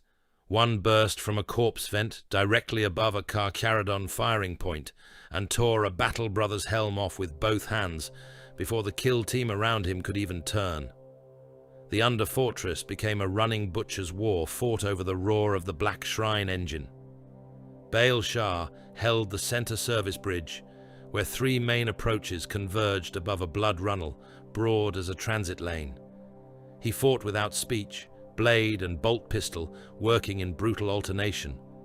A possessed killer slammed into him with enough force to dent the railwork behind. He took the impact, buried his knife through the thing's throat and out the nape, then shot it twice through the chest reactor as it still tried to bite through his pauldron. A Terror Marine came in through the spray, chain axe, wickering. Baelshar caught the haft under his vambrace, let the axe teeth chew sparks along his armor, and drove his forehead into the traitor's faceplate hard enough to crack the lenses inward. When the enemy reeled, he cut low, severing one leg at the knee, then ended him with a downward thrust through the crown. Around him, the Third Company killed and died in almost total silence, the only true voices in that place coming from the engine below and the enemy's shrieking dead. On the surface, Acastian held the breach through something worse than a storm. The main ascent toward the deeper approaches had become a geography of continuous impact. Shells landed so often that craters did not remain craters for long before being reshaped by the next concussion. Trenches collapsed and were rebuilt with bodies, steel sheets, and prayer. Bunkers changed hands so many times, the men inside them stopped naming them and referred instead to whichever heap of corpses currently marked the entrance. Above it all, the citadel loomed, its wounded shield lattice flickering in the poisoned sky, but never failing outright. The enemy committed elites now. Terminator squads in ancient warplate emerged through curtains of smoke and shell-burst dust like execution statues set in motion. Their armor was engraved with siege runes, kill liturgies, and the marks of old betrayals. Reaper fire stitched whole sections of trench into gory ruin. Chain fists chewed through gun shields, barricades, even the hulls of disabled tanks being used as cover. With them came demon engines broader than bastions, hunched horrors whose furnace mouths exhaled promethium and corpse smoke, while flensing limbs scythed through packed infantry. Between these hammer blows ran the cult tides, suicidal fanatics swarming so thickly that they turned incoming fire into mere reduction rather than true stoppage. At the center of it stood a Castian Varro in gold darkened by ash and streaked with the blood of 100 beings. He killed elite after elite, and still the enemy reached him. A Terminator with a crackling chain fist engaged him at the lip of a trench mound, while cult infantry died in heaps around their feet. A Castian turned the first blow with the shaft of his guardian spear, sheared sparks across the attacker's breastplate with the counter, then stepped inside the next swing and drove the spearhead up beneath the gorget. The traitor died, choking black blood into his own Vox grill. A demon engine lunged through the smoke a heartbeat later and scythed one limb across the trench line. 3 guardsmen came apart in the blow. A Castian vaulted the collapsing parapet, landed on the engine's forelimb, ran 3 steps up its plated side through lasfire and arterial spray, and plunged his spear into the eye slit of the furnace skull, where the bound spirit raged. The thing shrieked like a city being cut in half, and toppled into the trench with enough force to bury the wounded alive. Even he slowed, not in skill, not in certainty, but the body, however perfected, remained a thing of matter, asked to do the impossible over and over without pause. A Castian had fought since orbit. He had killed without meaningful rest, across the plains, the ascent, and the endless counter-assaults of Darok's war. That weight began at last to register. The wound came not from equality, but from accumulation. A relic plasma burst, fired by a half-buried traitor champion, whose first 3 escorts had died buying him a line of sight, struck a Castian across the side, where earlier impacts had already weakened the layered auramite. The shot blew open plating below the ribs, and turned the ceiling layers underneath into a smoking ruin. Warning runes flared crimson over his visor. Pain struck with the clarity of a knife made from sunfire. He staggered 1 step, no more, but the enemy saw it. They hurled themselves at that moment like scavengers at a wounded god. Cult infantry clambered over, their own dead to reach him. A Terminator drove forward with lightning claws wide. Somewhere behind them, another volley of traitor-heavy fire smashed down the trench, and turned a full platoon of Navy armsmen into chunks of meat and armor. One of Acastian's custodians fell to a catastrophic knee joint failure after taking too many hits through the same side plate. Another took his place without command, but even that fluid perfection could not hide the truth. The breach was beginning to give. Acastian looked once to the rear lines where the next reserve should have been. There was no reserve. What remained was collapse and the thin, terrified obedience of men too exhausted to understand that retreat was already swallowing them from behind. He opened a command channel to the artillery cordon and spoke coordinates so close that the officer receiving them went silent in disbelief. "My lord," the man finally said, voice breaking under static and shell shock. "Those are our own trench grids. Yes, there are loyal battalions still inside the pattern." Acastian looked at the collapsing line, at the enemy massing through it, at the smoke columns rising from sectors already lost, at the mountain above all of it pulsing with hidden strength fed from the engine below. "Fire!" he said. The barrage came down on the Imperial line. Earthshakers and ship-fed macro shells slammed into trenches still occupied by loyal men. Bunkers disappeared. Sandbag walls became airborne dirt and blood. A full reserve battalion died in a row of white-orange bursts, so violent that their shadows burned onto the rear face of a shattered hab wall. Cult hordes vanished with them. Terminators staggered or went down beneath falling earth and steel. A demon engine lost both hind limbs to a close macro impact and pitched forward into the trench works, crushing friend and foe under its dying convulsions. The path held. What survived of the loyal line hated him for it, and obeyed him with a fear verging on worship. In the command recess behind the breach, amid signal clutter and medici stations packed 3 deep with the mutilated, the planetary governor of Nexos was dragged before Acastian through smoke and screaming. Governor Helican Drust had been a lord of hive protocols and population indices before the war consumed every office on the world. Now he looked like a grave-dredged thing in a scorched greatcoat, one side of his face bandaged, both hands trembling from stimulant overuse and old terror. Yet he still possessed enough rank to gain audience, and enough desperation to spend it.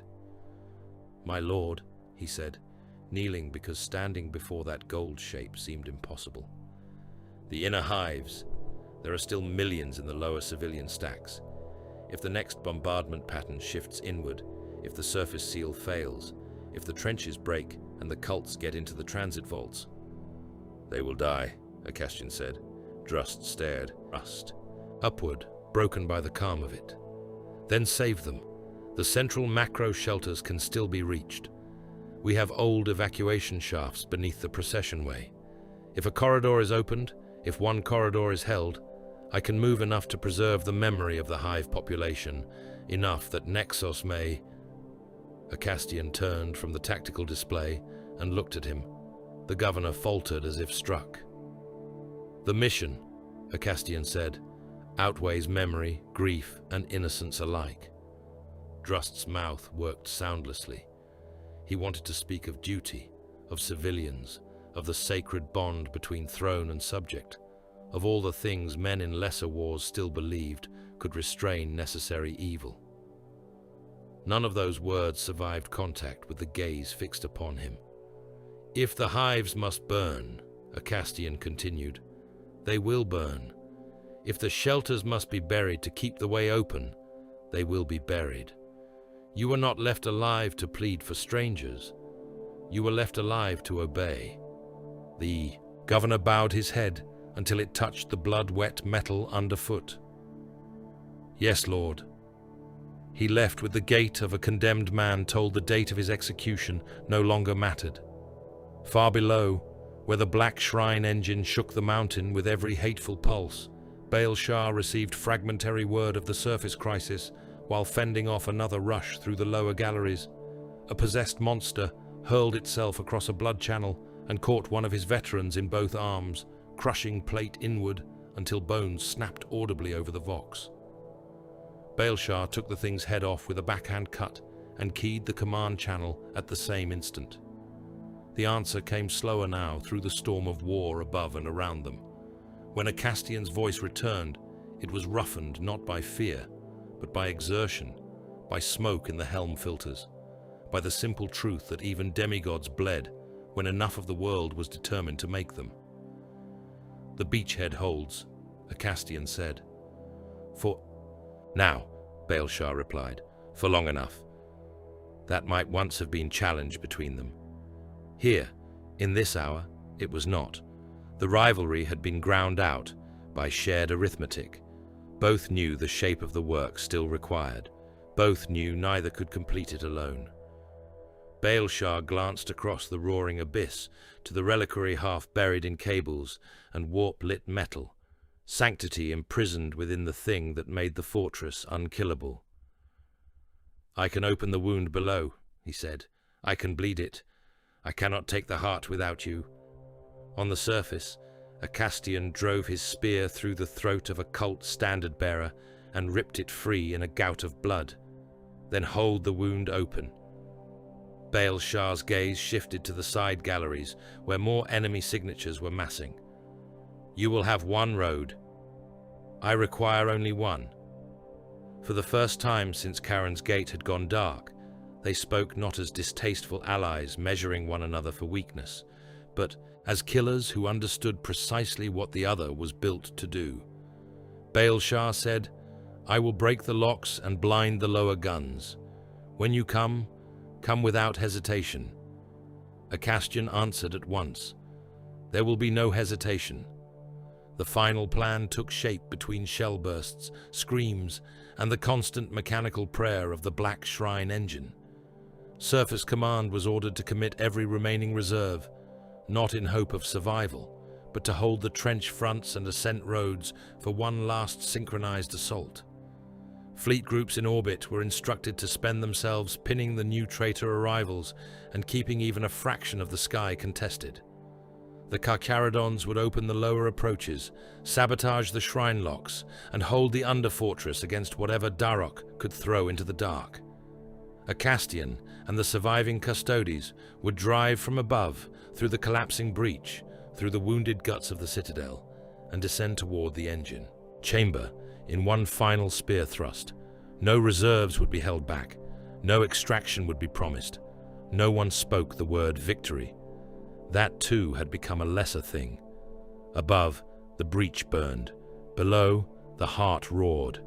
Between them, the last of the loyal strength on Nexos hurled itself into the furnace with eyes open, because there was nothing left now but the synchronized violence of the final assault and the certainty that if it failed, the dead would not be the only thing the mountain devoured.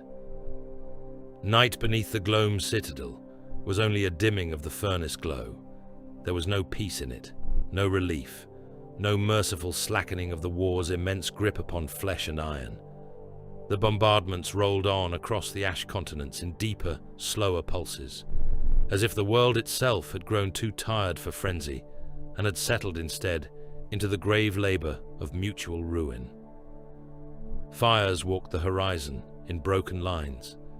The cloud deck burned dull red where wreckage still fell from orbit. Trenches steamed. Gun barrels cooled and heated and cooled again. Men prayed in whispers, because anything louder felt like an invitation for death to turn its face toward them. The night before the final attack belonged to preparation, and to the quiet knowledge that almost none of the mortals touching that preparation would live to see dawn. In the rearward slaughter camps, where fresh battalions were assembled from the remnants of older ones, priests moved along lines of ash-faced guardsmen and daubed the aquila onto foreheads already grey with trench filth. Navy armsmen sat in the lee of broken transports, taking apart weapons with hands made clumsy by exhaustion and putting them together again by habit rather than thought. Skitari cohorts stood immobile in ordered ranks, while their tech adepts re-blessed galvanic coils and replacement optics taken from the dead. Penal soldiers with shock collars glowing at the throat knelt in rows beneath the muzzles of execution teams, not because they were about to be shot, but because years of abuse had taught them that kneeling before battle and kneeling before death were often the same posture. Around them, medici stations overflowed. Men moaned through missing faces. Men died waiting for the chirurgeons to reach them. Men with both legs gone asked for morphia and were given bandages instead because the morphia had run out 3 days earlier. Somewhere in the dark, a chaplain shouted the catechism of final service until his voice broke into a cough and another priest took it up from where he had failed. No one there truly believed they were preparing for victory. They were preparing to be spent correctly. A Castian Varro gathered his surviving custodes in the shadow of a collapsed shrine wall that had once faced outward toward some loyal district of Nexos and now opened only onto shell craters and pyres. Their armor shone no longer. It was dark with soot, streaked with old blood, scarred by plasma and chain teeth, and the repeated impact of too much war brought too close. They stood in a half-circle around him, gold reduced by battle to something nearer the color of old idols dredged from beneath a burned cathedral. He had not allowed the wound in his side more attention than fresh seals, binding pressure, and a replacement plating brace scavenged from a fallen brother. The pain would remain. It no longer merited discussion. He looked from helm to the men who had come from Terra as living certainties and were now fewer, harder, and still unbroken. "There will be no record fit for this work," he said. His voice carried with terrible clarity in the ash wind. "There will be no witness whose testimony matters. There will be no remembrance account, no triumphal archive, no song worth the memory. Success is all. Not survival, not glory, not vindication, only success." No one shifted. No one needed to. These were not soldiers to be inspired. They were weapons to be pointed. The relic will be reclaimed. The engine will die. The mountain will be open to the fleet and to the fire beyond it. Every calculation that does not serve those ends is corruption in another form. One of the custodians, helm crested and face hidden behind a mask, blackened at the left cheek by old thermal scoring, inclined his head. "And if no brother lives to carry witness back to Terra..." Acastian's expression did not alter.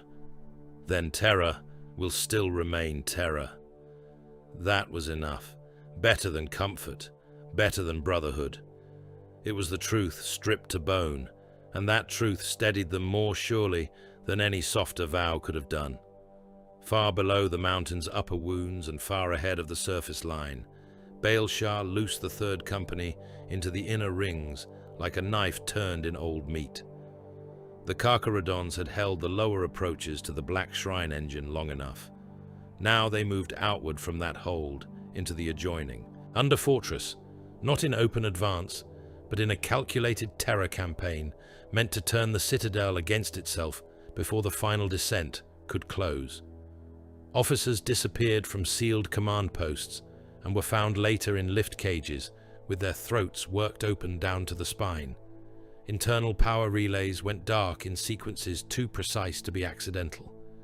Armor lifts jammed between levels, opened, and yielded only torn limbs and walls painted in arterial crescents. Barracks blocks, whose men had gone to sleep beneath the certainty of the inner fortress, woke instead to darkness, alarms, and the wet sounds of chain blades in the corridor beyond the sealed doors. Panic spread faster in a fortress than in an open field. There was nowhere to run that did not feel like a trap. Screams began echoing through sealed corridors where no enemy sign had been detected moments before. Whole watch sections stopped replying to Vox challenge and later resumed transmission in the voices of their own dead, repeating route designations and prayer fragments until someone had the courage to cut the channel. In one inner hab cloister, reserved for trusted garrison cadres, the lights failed for less than a minute. When they returned, every officer in the chamber was hanging upside down from the ceiling gantries, open from groin to throat, and every wall display had been overwritten in blood with the sigil of a hunting moor. The mortal garrison felt the shape of doom without understanding it. Some blamed warp breach. Some whispered that the dead shield node had cursed the inner rings. Some simply started shooting any shadow that moved, and any man slow enough to look suspicious in the dark.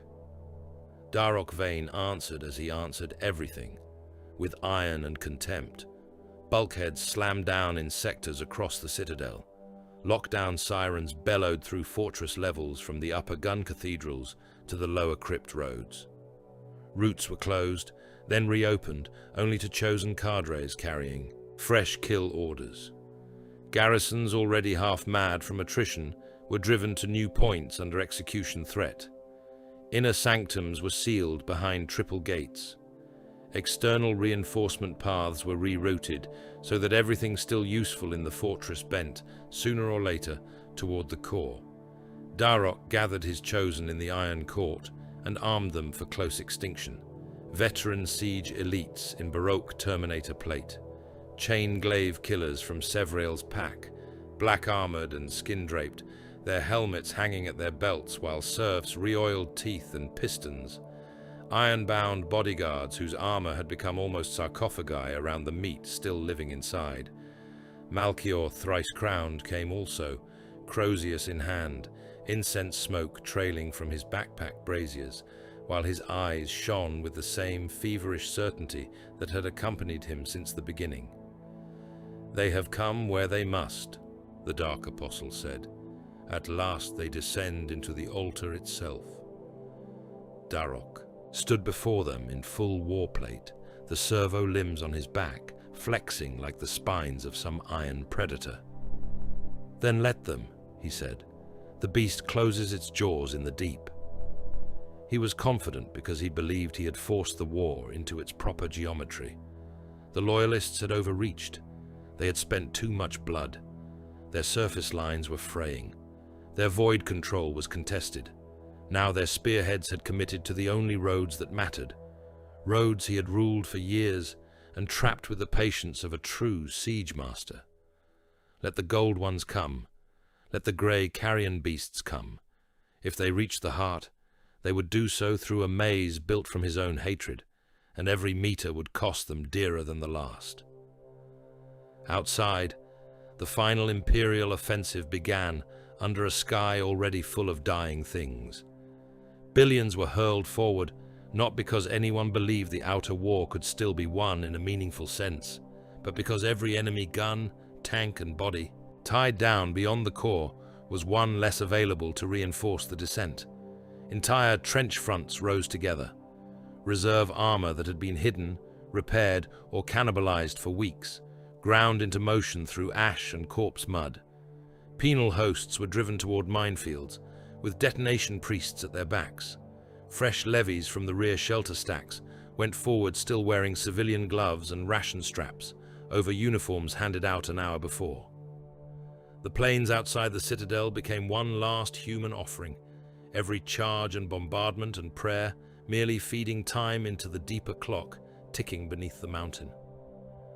The Saint Gate equivalent of the citadel, the vast inner portal beneath the processional gun tiers, and the carved mockeries of old imperial triumph, died in gold. A Castian struck it at the head of his surviving force with all the violence he had refused to spend cheaply before. Melter charges opened the outer skin. Guardian spears punched through the rent in a glittering storm. The Custodes entered not as a line, nor as a wave, but as a golden avalanche of spear thrusts, bolt fire, and crushed ceramite. The first defenders, veteran garrison elites packed shoulder to shoulder behind shield walls made from blasted shrine doors, disappeared almost instantly beneath that impact. Shields split. Arms flew. Faces and helm fronts burst apart in red mist. A Castian drove through the center of it with the same merciless exactitude he had shown from the first day, though now there was something even harder in him, as if all remaining restraint had finally burned away. A traitor Terminator crashed down the inner steps with a thunder hammer raised and died before the weapon completed its downswing. His throat opened, and his spine split in the same fluid motion. Another tried to use chained prisoners as a living screen, and was simply impaled through them, the spear taking flesh, bone, and plate in one clean line. The gate defenders broke not in spirit, but in substance. There was too much death delivered too quickly for courage to matter. Behind the gold came the remnants of the storm elements and breach cadres, men no longer fit for anything but obeying the nearest impossible order. They flooded through the opened moor, while above and behind them the outer offensive howled on. At the same hour, far below and offset through the underrings, the Carcharodons crippled the fortress from within. Baal-Shah split his companies into cutting packs and sent them against the reactors and internal power relays that kept the shrine matrix balanced. They moved through machine caverns, thick with heat haze and old devotional smoke, killing engine seers, severing power trunks, and planting charges with the cruel precision of hunters, bleeding a giant beast before the final throat cut. One reactor chamber was seized after a fight across hanging maintenance gantries, where men fell screaming into plasma glare below. Another had to be drowned in its own coolant after the control crews were butchered, and the emergency vents set to cycle backward. Relay sanctums died one by one, their guardian cohorts cut apart in lightless corridors, their control altars ripped open so that blood and sparks ran together along the same grooves. With each loss, the Black Shrine engine shuddered harder. The first signs were subtle, a mist beat in the mountain's pulse, a harmonic flicker that made lumen strips brighten and dim across whole sectors. Then came something more violent. The reliquary mounted above the throne machine's roaring core began to answer the distress around it. Light leaked from seams that had remained dark beneath blood and filth for generations, not the red glare of the engine, not the corpse-blue pulse of its feeding circuits. This was older, colder, purer, and more terrible. It flashed through the cable nest and made nearby brass glow white at the edges. Warding loops around the core screamed as if strained beyond design. The very sanctity that had been imprisoned within the machine now reacted against it, and in reacting drove the engine toward instability. The fortress's invulnerability had become a fracture line. Baal-Shah saw it from the upper service bridge above the throne chamber approaches. The reliquary pulsed once, and every chain and pylon around it vibrated as though trying to tear free. The next pulse sent a crack through one of the support rings and vented a plume of boiling blood from a split artery line large as a tunnel. He opened the command channel. "The relic is waking," he said. A Castian's answer came through gunfire and the shriek of stressed metal. "Then the mountain will die with its own theft." "That depends on who reaches it first." "We are close." That was true. Gold and grey were finally converging. A Castian spearhead drove downward through shrine halls, gun crypts, and command galleries whose defenders were already reeling from the terror campaign in their rear and the sudden shuddering failures in the power grid. Baal-Shah's cutting packs moved upward and inward after destroying the relay nodes, collapsing fallback routes, and forcing the enemy toward the same fatal center. Between them, Darok's Chosen and the surviving inner garrison raced to form a living wall around the throne chamber.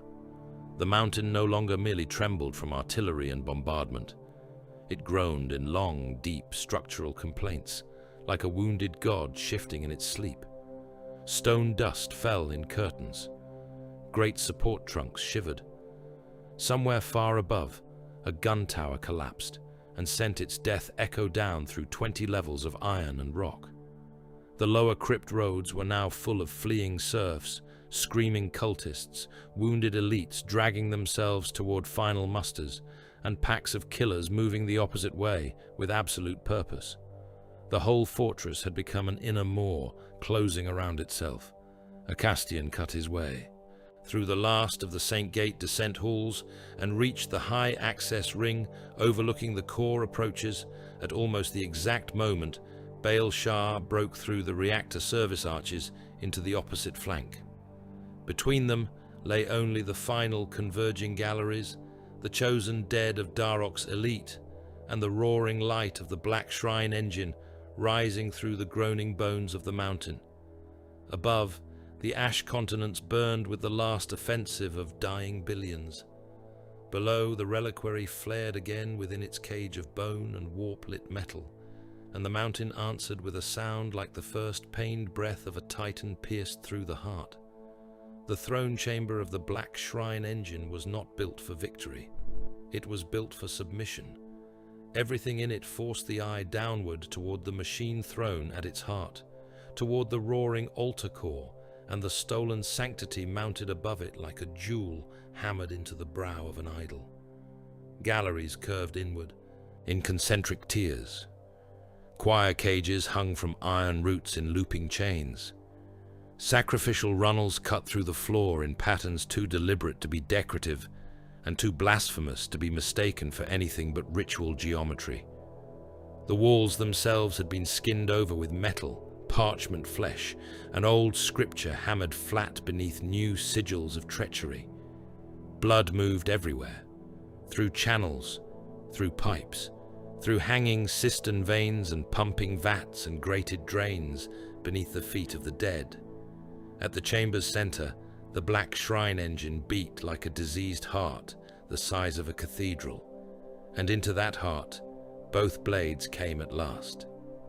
Acastian Varro and the surviving Custodes crashed in from above through the final descent galleries in a cascade of broken gates, spear fire, and murdered elites, gold plate shining with furnace glare and enemy blood.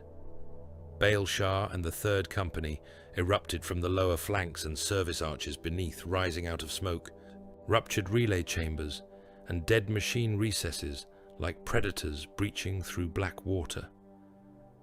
Between them stood Darok Vane's chosen and the remaining strength of the inner fortress, locked around the engine in a killing knot so dense with armor, flesh, and old hatred that for an instant the whole chamber seemed to hold its breath around the certainty of what was coming. Then it broke into slaughter. The first impact was not a clash between armies. It was a series of local extinctions happening all at once. Custodian Guardian spears punched through the upper line of siege elites and hurled the corpses backward over the sacrificial channels. Carcharodons hit the lower flanks at running speed, chain blades tearing open black plate, ripping through ribs, hips and throats in sprays so thick the nearest walls vanished beneath wet red lacquer. Terminators in Darok's livery fired storm bursts, point blank into both assaults, and bought only the moments required to die more violently than lesser warriors. The chamber drowned in muzzle flash, sparks, furnace glare, and the shrieking song of chain teeth biting ceramite and bone. Darok Vane came through the center of it like a fortress taking human form. He did not stride. He advanced with the massed inevitability of a siege engine brought off its rails and taught to hate. His relic plate had been augmented even beyond what Acastian had glimpsed in earlier battlefeeds. Servo limbs rose around him in a crown of iron murder, each tipped with drills, cutters, grippers, and one massive piston ram, built not for utility, but for pulverizing bodies at arm's reach. Weapon housings had been mounted into the breadth of his shoulders and torso. A mag-clamped siege cannon barked from beneath one arm. Fragment dispersers embedded in the harness sprayed shrapnel in circles whenever attackers closed. His hammer was less a weapon than a breach tool overbuilt into legend, its head wrapped in crackling fields and stained black with old slaughter. He hit the center line, and men ceased to exist where the hammer fell. A custodian met him with spear leveled and was thrown aside in a burst of broken auramite and splintered rib plate. A second closed from the left and lost his entire helm and one shoulder to the sweep of a servo cutter moving faster than such mass had any right to move. Darok shot a stormtrooper apart without looking, stamped down on a wounded armsman, hard enough to drive the body flat into the iron grating, and roared a command over the chamber vox that turned every remaining defender toward the reliquary with renewed fury. Above him, Malchior, thrice crowned, transformed the throne chamber into a ritual murder ground with every breath he took. The Dark Apostle stood upon a high chain altar beside the engine's warding rings, Crozius raised, robes whipping in the updraft of furnace heat and psychic recoil. The braziers mounted on his back flooded the air with sweet corpse, incense so thick it coated the tongue through rebreather filters. His 3 iron crowns gleamed dully with blood. Around him, acolytes and nailed choir thralls worked with manic devotion, dragging the fresh dead and the merely dying into the sacrificial channels opening around the machine throne. Every corpse mattered. That was the obscenity of it. A traitor veteran died under a custodian thrust and was immediately hooked aside by servo arms, split open over a blood grill, and fed into the engine before the body had finished convulsing. A falling cult fanatic tumbled into a channel and vanished screaming beneath grinding veins, his death converted almost instantly into another pulse of red light through the warding loops. Malchior chanted all the while, voice riding the chamber through hidden amplifiers and the broken mouths of chained choirs. The runnels brightened with each fresh offering. The lattice around the reliquary flared and held. The gloam citadel, wounded unto collapse, above them still refused the final cut. The flanks became the Carcharodons' kingdom. There, among the service bridges, iron roots, and side galleries packed with old killers, Baal Shah's warriors fought the kind of intimate war for which their whole existence seemed a preparation. There was no room for grandeur. Only the body against the body, knife against neck seal, chain blade against groin seam, bolt pistol muzzles jammed into mouths and fired upward through the skull. The walls and support trunks vanished under layers of gore, oil, teeth, and armor scraps so thick they shone slickly in the furnace glare. Baal Shah carved a red path through Sevrael's remaining terror marines in a violence stripped of everything but function. A traitor leapt from a choir cage above with hooked blades in both fists and lost both arms in the same downward cut before his body hit the deck. Another came in laughing through a flayed face helm and was shot through the teeth, the round taking. Out the back of the skull, in a burst that painted 3 hanging skins behind him. One of the 3rd company died with a chain axe through the visor and killed his attacker after death with a pistol shot fired by a hand that no longer knew it had already failed. Baal Shah did not look for spectacle. He looked for Malchior.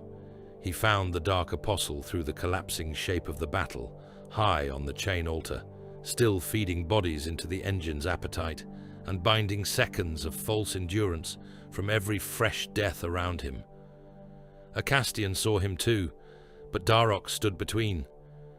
The shield captain drove the center with the same pitiless beauty he had brought from the first breach, though now it had become something harsher, almost offensively pure in its refusal to acknowledge exhaustion, injury, or the impossible scale of the resistance before him. Every movement killed. Every choice was exact. He slipped past a Terminator's chain fist, cut through the elbow seal, reversed the spear, and punched the blade through the warrior behind it without a wasted fraction. He stepped over a dying cultist, shot a siege elite through the eye lens at 2 paces, then broke a gun servitor's spine with the haft on the backswing. Around him, his remaining custodians moved like extensions of the same judgment, their gold armor running black-red where the spray had dried, layer after layer. Yet Darok would not yield the road. He fought a Castian as though all the wars of the mountain had been condensed into one armored body and taught to despise the light. The hammer struck with bunker-breaking force. Servo limbs came at oblique angles impossible for a merely human frame to anticipate. One punched into a Castian's wounded side plate and tore away fresh chunks of auramite, driving pain like molten iron through the shield captain's torso. Another snapped around his spear haft and nearly wrenched the weapon from his grip before he severed the grasping limb at the joint in a burst of hydraulic blood. Darok laughed once, a low, metal-backed sound without joy. "You came into my walls," he said, driving the hammer in a short, brutal arc that cratered the deck where a Castian had stood a heartbeat before. "Now die inside them." A Castian answered with steel. His spear flickered for the gorget seam. Darok turned with the blow, accepted a shallow penetration through layered relic plate, and fired the underarm cannon at almost touching range. The blast shredded a custodian, advancing at a Castian's right shoulder, and hurled the body apart across the blood channels. There was no opening broad enough to end Darok quickly. That was his genius and his damnation. He had built himself into the same truth as the Citadel. Not elegant, not pure. Merely so over-armored, over-braced, and overfed on war that killing him became a work of demolition rather than the cleaner grammar of combat. Across the chamber, Baal Shah reached the chain altar. Malchior saw him coming and spread his arms as if welcoming communion. Blood steamed around his boots. Corpses rattled through the channels below. The Dark Apostle's voice climbed in pitch and force until the hanging choirs around the throne chamber answered him in 1,000 stolen tones. "Too late, Void Beast," he cried. "Every death buys the mountain breath. Every cut you make only deepens the sacrament." Baal Shah mounted the altar steps without haste. Acolytes lunged from both sides, skin-robed and knife-mad. He shot one through the sternum and split the other from shoulder to hip without even changing stride. Malchior swung the Crozius in a sweeping arc, crowned by caged lightning and spitting scripture sparks. Baal Shah met the blow on his forearm plate, took the crackling impact hard enough to char paint and flesh beneath, stepped inside the second swing, and seized the Dark Apostle by the throat. There was no speech then, no duel worthy of legend. Baal Shah slammed Malchior's face into the altar rail once, breaking the crowns crooked on his scalp. He tore the Crozius free and hurled it into the engine pit. Then he drove his combat blade under the Apostle's jaw and out through the top of the skull, ripped it sideways to split the head almost in two, and kicked the dying body off the altar into the sacrificial channel below. It was brutally short, brutally practical, and it shattered the chamber's ritual coherence like glass under a hammer. The choirs broke their note. The blood channels flashed out of sequence. Several warding loops around the reliquary sputtered and went dark outright. The engine stuttered, still vast, still raging, but suddenly less certain of its own profane rhythm. The invulnerability Darok had bought by feeding corpses into the machine began to come apart in strips. A Castian felt it in the very air. The resistance of the chamber changed, not vanished, changed, as if an invisible pressure that had been pressing against every strike and shot since the battle began had finally faltered by one vital degree. He drove forward at once. A custodian fell beside him, throat opened by a servo drill from Darok's harness. Another was split across the breastplate by the hammer and hurled dead into the engine's outer rail. A Castian took both losses as space purchased. He smashed the spear haft into Darok's damaged faceplate, drove a thrust into one exposed reactor conduit beneath the left arm, and kicked off the warsmith's chest hard enough to clear the path by a single needed stride. Darok's servo limbs clawed after him. A fragment disperser burst against a Castian's back and punched through already battered armor. A relic round from somewhere in the melee hit him high in the shoulder and blew out a spray of blood from the rear seal. A Terra Marine on the final approach swung a chain blade at his neck. A Castian cut him in half from hip to opposite shoulder without even fully turning, then climbed the last steps toward the machine throne, with his damaged side leaving a red trail on the iron. The reliquary flared brighter as he approached, its imprisoned sanctity reacting to his presence, to the failing ward rings, to the truth of what had finally reached it. The machine throne did not release its prize willingly. Cables thick as a man's torso twitched and snapped like hunting serpents. Bone braces clamped tighter. Warp-lit housings vented waves of heat and blood mist. Two guardian constructs fused into the throne's lower architecture, woke and lurched outward on piston limbs to bar the ascent. A Castian killed the first, with a spear thrust through the central optic cluster, wrenching the blade sideways to rip out half the control bank in showers of sparks. The second took his wounded shoulder in a crushing clamp and drove him to one knee against the steps. Warning runes flared scarlet across his vision. He rammed the Misericordia from his belt into the gap beneath its skull casing, tore downward with all the strength still left in him, and felt the mechanism convulse as its spirit died in a flood of shrieking static. Then he was at the reliquary itself. It was half buried in cables, bone hooks, and warp-reactive metal clamps that had fused around it across years of theft and profanation. Its surface was hot enough to burn through gauntlets. Light leaked from its seams in stabbing pulses. Behind him, the chamber still screamed with battle. Darok was coming. The Carcharodons were holding the flanks by sheer predatory savagery. The mountain above groaned in warning. A Castian locked both gauntlets onto the reliquary and pulled. The first wrench tore open his side wound further and filled his armor with hot blood. The second snapped 3 outer clamps and sent a shock through the throne machine so fierce the whole chamber lurched. Darok roared somewhere below, a sound of rage so deep it seemed torn from the mountain rather than the throat.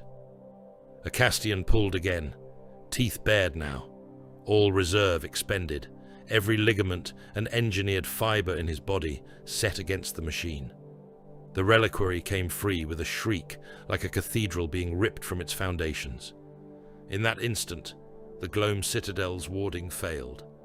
It failed in the throne chamber first, where the remaining loops around the engine blew apart in halos of white fire and black blood.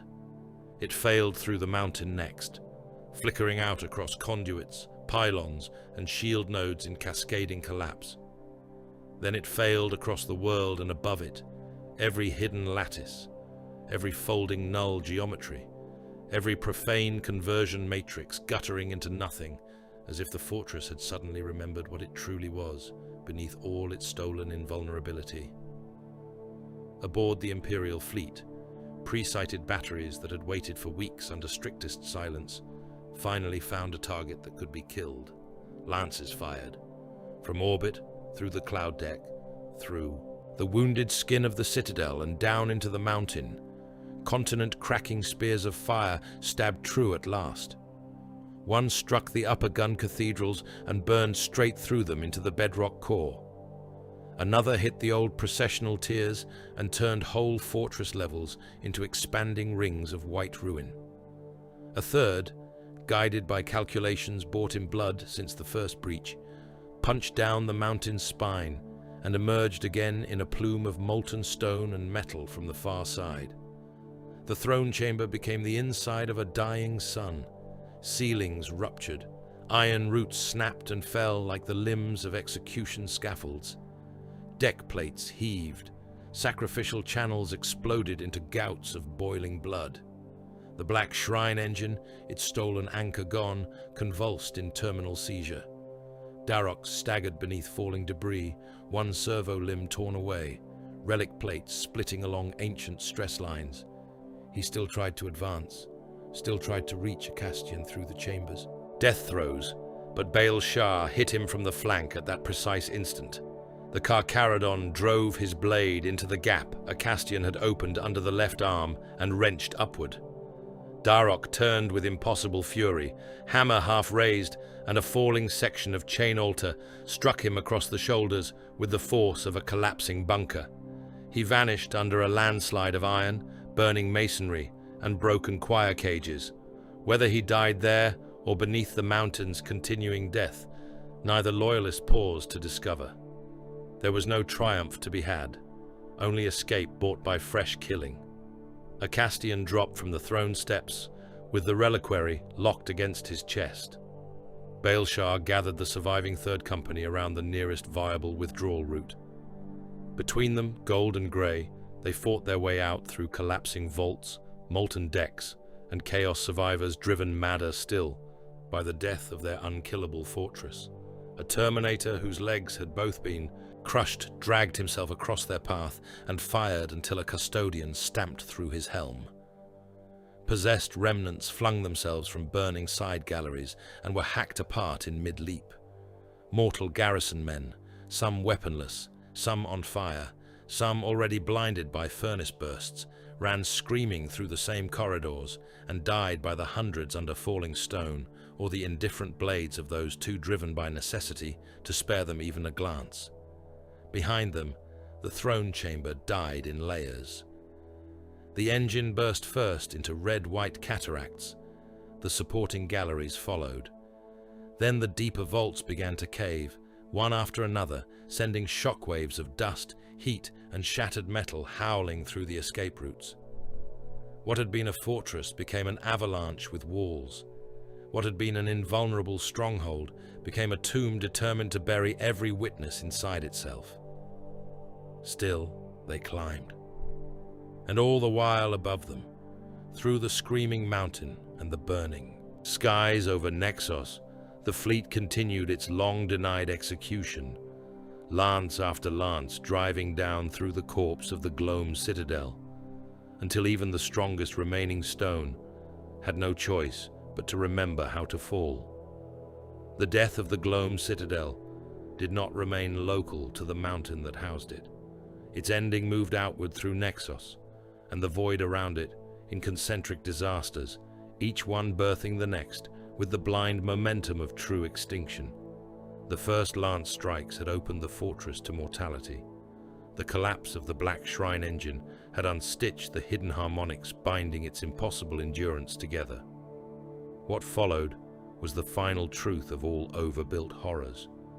Once the thing could die, it died far too well. The mountain broke in layers of fire and liquefaction. Whole fortress tiers slid free of their foundations and went roaring down the slopes in black-red avalanches, crushing trench lines, armor columns, retreating cults, and advancing Imperials alike beneath city-sized slabs of burning stone and armor plate. Buried magazines cooked off one after another, the chain detonations rolling through the underworks and then up into the higher batteries, until entire spires vanished in vertical pillars of white-orange ruin. Magma burst through fractures opened by orbital lance fire and spread in new rivers down the mountain's scarred flanks, swallowing bunkers, roadways, corpse fields, and the wounded who had thought themselves just far enough from the heat to survive. Above, the void suffered its own echo of the cataclysm. Orbital debris fields destabilized under fresh weapons fire and failing gravitic control. Shattered stations and broken escort hulls, long suspended in murderous drift, were pulled down through the atmosphere in fresh waves. Some struck the burning continents whole. Others broke apart high in the cloud deck and rained incandescent death over regions already too ruined to meaningfully worsen. Supply, hulks, bastion fragments, fuel tankers, and half-molten defense rings came screaming through the dark. Armies disappeared not in battle, but under the sky itself. Million-man frontages were wiped clean by falling iron and expanding oceans of fire. The extinction was felt across the whole system. In orbit, ships still trading broadsides with the newly arrived traitor flotillas suddenly found the enemy's coordination ruptured by the death below. Some Chaos captains tried to withdraw. Others charged harder, shrieking blasphemies into the Vox, as if volume alone might reverse the doom spreading through their command chains. Imperial fleet groups, bloodied almost to non-existence, pursued where they could and burned what they could not pursue. In the lower atmosphere, entire wings of attack craft vanished in thermal updrafts from the disintegrating mountain. On the surface, signal nets went mad with reports of landslides, magma bursts, toxic cloud bloom, and trench nations simply gone. Yet the outer war did not stop cleanly. Wars of such scale never did. Leaderless cults kept killing, because killing was the only order they had ever obeyed. Mutant packs, maddened by fire and the death of their masters, spilled out across the corpse plains in rabid tides and tore apart anything smaller than a tank. Burning demon engines staggered on through the ruin like dying gods too proud or stupid to accept their ending, each step crushing survivors beneath molten feet or flensing limbs. In some districts, the collapse of the citadel merely removed restraint. Garrisons cut off from command turned on nearby labor camps and butchered everyone inside out of habit. Imperial units, isolated by falling debris and broken Vox lines, mistook one another for enemy remnants and slaughtered their own in the smoke. Whole regions of Nexos went on killing for days after the fortress died, not because there remained any hope of victory there, but because the war had outlived purpose and become weather. A Castian Varo emerged from the mountain with the reliquary in his arms and blood running cold inside his armor. The ascent had cost more again. Custodians had fallen in the escape. Storm elements had vanished under collapsing vaults. Grey-armored giants had held side passages long enough for gold to pass and been buried in those passages when the ceiling came down. None of it altered the one surviving fact that mattered. The relic had been reclaimed. It rested now within a stasis casket, hurriedly sanctified in the belly of a command carrier whose deck priests shook as they worked around it. Acastian allowed no celebration. His wound seals had been reforged twice. A hard brace of replacement plate sat over his side, where Daruk's servo limb had nearly opened him to the spine. His shoulder mount still leaked blood in slow measured lines down the inside of one arm. None of that changed his voice when the seers and surviving purity adepts delivered their findings.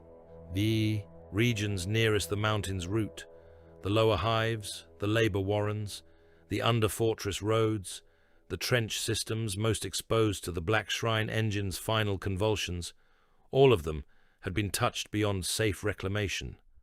Psychic residues clung to the living. Warp saturation marked shelter complexes. Men rescued from chain gangs began speaking in the voices of the dead when night cycle fell. Wounded guardsmen pulled from the collapse raved in perfect unison from separate medic tents. Whole reclaimed districts had breathed the engine's last exhalations into their lungs and souls alike. Acastian heard the reports and gave the order at once. Purge every surviving zone exposed to the Black Shrine engine. The command bunker went still around him. Lord Militant Holt, who looked 20 years older than when the campaign had begun, and had long since lost the habit of believing the worst possible thing would not happen, closed his eyes once before opening them again. "My lord," he said carefully, "there are loyal formations in those sectors, wounded, medici columns, recovered labor populations, rearward civilians from the inner shelter stacks." Acastian regarded him with the cold clarity of a blade held to the light. Yes.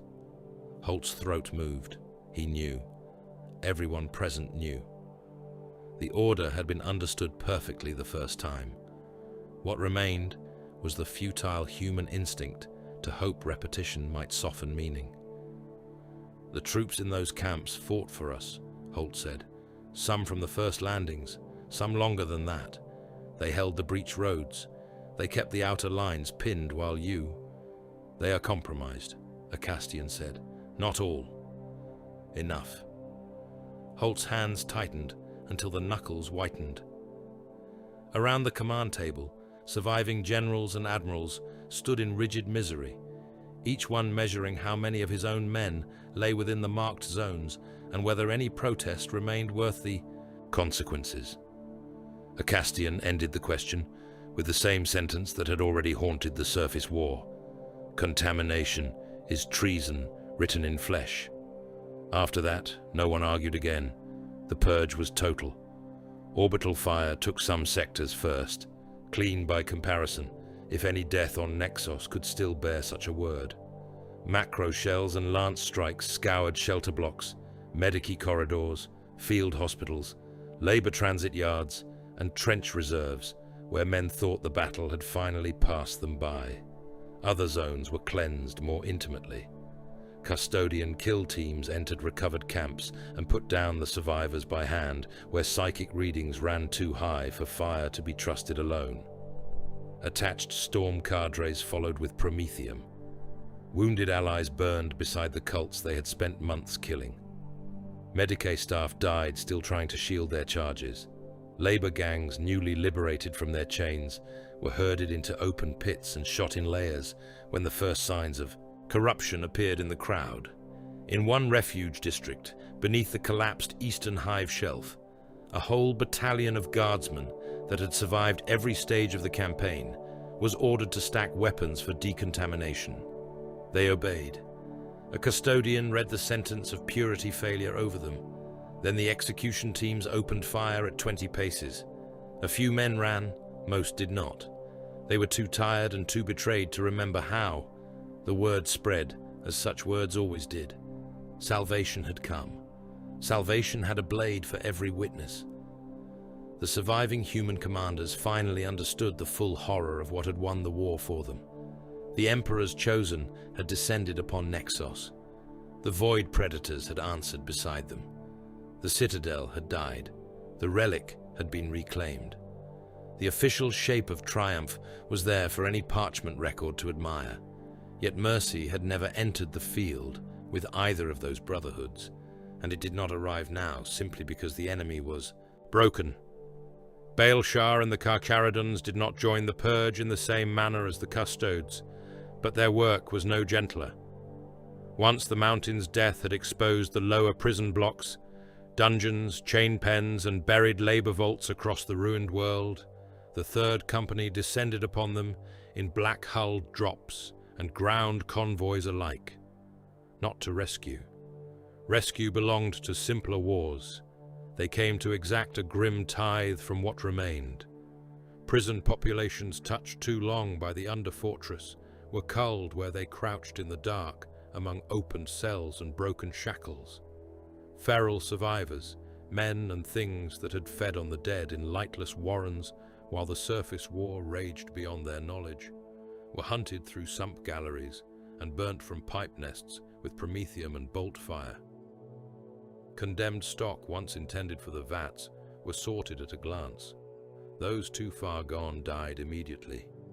Those merely dangerous died after trying to rush the grey giants whose silence offended their desperation. In the chain pens beneath one shattered manufactorum district, Baal-Shah ordered every gate opened and every occupant driven into the open rubble fields by gunfire, then had them cut down there in the light, where none could hide among the cells again. It was slaughter, methodical, unsentimental. To the Carcharodons, it was also sanitation, threat removal, and the last work of a campaign that had long since used up the luxury of cleaner distinctions.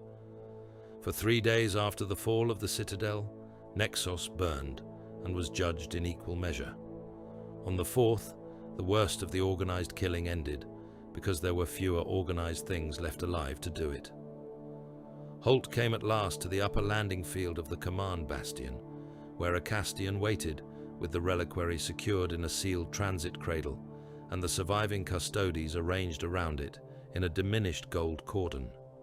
The ash wind moved through the field, carrying the stink of burned flesh. Coolant and distant rain turned toxic by all the filth hanging in the atmosphere. Beyond the bastion walls, whole hive districts still smouldered. The seas nearest the mountain had gone dark and viscous with soot, ashfall, and whatever had bled from the engine's death into the runoff channels. Holt stopped at the prescribed distance. He saluted because some part of him still remembered how to be an officer. "My lord," he said. A Castian looked at him. "You have something." Holt's face was the face of a man who had buried all the men he loved, and all the ideals he had once imagined gave burial meaning. "We have done as ordered. The exposed zones are ash. The labor camps are gone. The wounded sectors are cleansed. What remains of this world is secure enough to classify." He paused. "I wished to understand whether any of it mattered beyond the relic." Acastian's answer came without delay, because it had always been waiting. It mattered because the relic was there. Holt laughed once. It was not mirth. It was what happened when the last illusion in a man finally died and left a cavity where breathing used to be easy. "Yes," he said, "that is what I feared." He saluted again and left, and in leaving carried with him the final education of every surviving human commander on Nexos. They had been preserved by monsters. They had not been mistaken in calling for salvation. They had only mistaken the shape salvation would take. Baal Shah came before departure, with a smaller escort than honor should have required. That suited both of them. Ceremony would have made the moment dishonest. He mounted the landing field without haste, grey armor newly repaired in places and still blackened in others. Fresh cuts crossed one side of his face, where the helm was off. His black eyes were as unreadable as they had been on the day his ships first slid from the void. Acastian stood beside the transit cradle containing the reliquary. Neither warrior offered greeting. At length Baal Shah said, "The world lives." Acastian glanced past him toward the ruin beyond the bastion walls. In the biological sense, perhaps. Enough for the records. Records are the concern of lesser men. A faint shift touched Baal Shah's expression, something colder than amusement, and near enough to agreement that no further refinement was needed. For a while they stood looking out over the carcass of Nexos. Broken hives, charred trench oceans, fire bands still moving under the smoke where isolated machines continued to burn. Gun towers collapsed like snapped bones along the mountain's dead flank. Nothing clean, nothing saved in any human meaning that would have comforted the surviving officers below. At last, Baal Shah spoke again. "You would have failed without us." Acastian did not deny it. "Yes." "You still do not like us?" "No." Baal Shah gave a single nod. "Good." Acastian looked at him then. Really looked, gold to grey across the ash-blown field. "Nor do you like us?" "No." The silence that followed was not friendship, but it was honest, cold respect, the kind bred only where monstrous men survive the same furnace and recognize in one another a necessary ugliness they would never permit in themselves by any gentler name. "The mountain died," Baal Shah said. "The mountain was made to die. By monsters." Acastian's gaze returned to the ruin. "The Imperium has never lacked use for them." Baal Shah accepted that, as one predator accepts another's scent on a kill.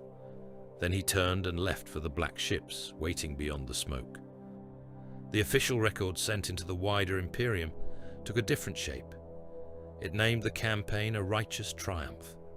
It praised steadfast fleet action, the courage of the Imperial soldiery, the divine intervention of the Emperor's chosen, and the successful reclamation of a critically tainted stronghold in the Nexos theater. It marked casualty estimates in terms broad enough to avoid arithmetic that might trouble more delicate souls. It made note of extensive post-battle sanitization. It omitted the labor camps fed into purging fire. It omitted the wounded allies executed in decontamination pits. It omitted the prison block massacres, the burning refugee columns. The governor told that innocence had no weight here, and the truth that the victory had been bought by a kind of shared monstrosity no righteous parchment could bear to describe plainly. It said the world had been saved. The real ending was ash, charred seas where fisheries and dock stacks had once clung to the coasts, broken hives whose lower populations had been burned alive by order of those who could not risk leaving them to breathe, trench nations reduced to slag and bone fields where the scavengers would feed for years unless the next purge caught them first, whole regions so saturated with blood, toxins, and psychic ruin that maps marked them only as interdicted scars. Nexos still turned around its dying star. Its atmosphere still moved. Some millions perhaps remained to begin the slow, impossible labor of calling that survival. Yet the world had been mutilated so thoroughly by deliverance that it might never again deserve the word saved without irony poisoning the tongue that spoke it. In the void above, silence came slowly. Guns still fired here and there at isolated traitor hulks, refusing surrender or understanding. Damage crews still labored in Imperial ships held together by prayer, chain, and exhausted machine spirits. Wrecks drifted in fresh constellations around the corpse of Karen's Gate and the broken bones of the Gloam Citadel. Then, little by little, the sounds of battle thinned. Black ships of the Carcharodons turned their scarred prows away from Nexos and slipped toward the outer dark with the same hungry quiet in which they had arrived.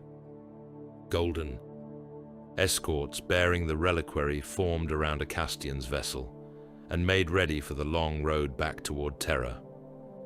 They departed without fanfare. Below them remained a world of bones, smoke, and cautionary ruin. Around them drifted the evidence in frozen iron and burnt flesh. Before them lay only more war, and in the far future, beneath a god emperor and among the stars of a dying age, the silence over Nexos stood as proof of a truth older than any victory hymn. Even triumph, when properly won, was a form of damnation.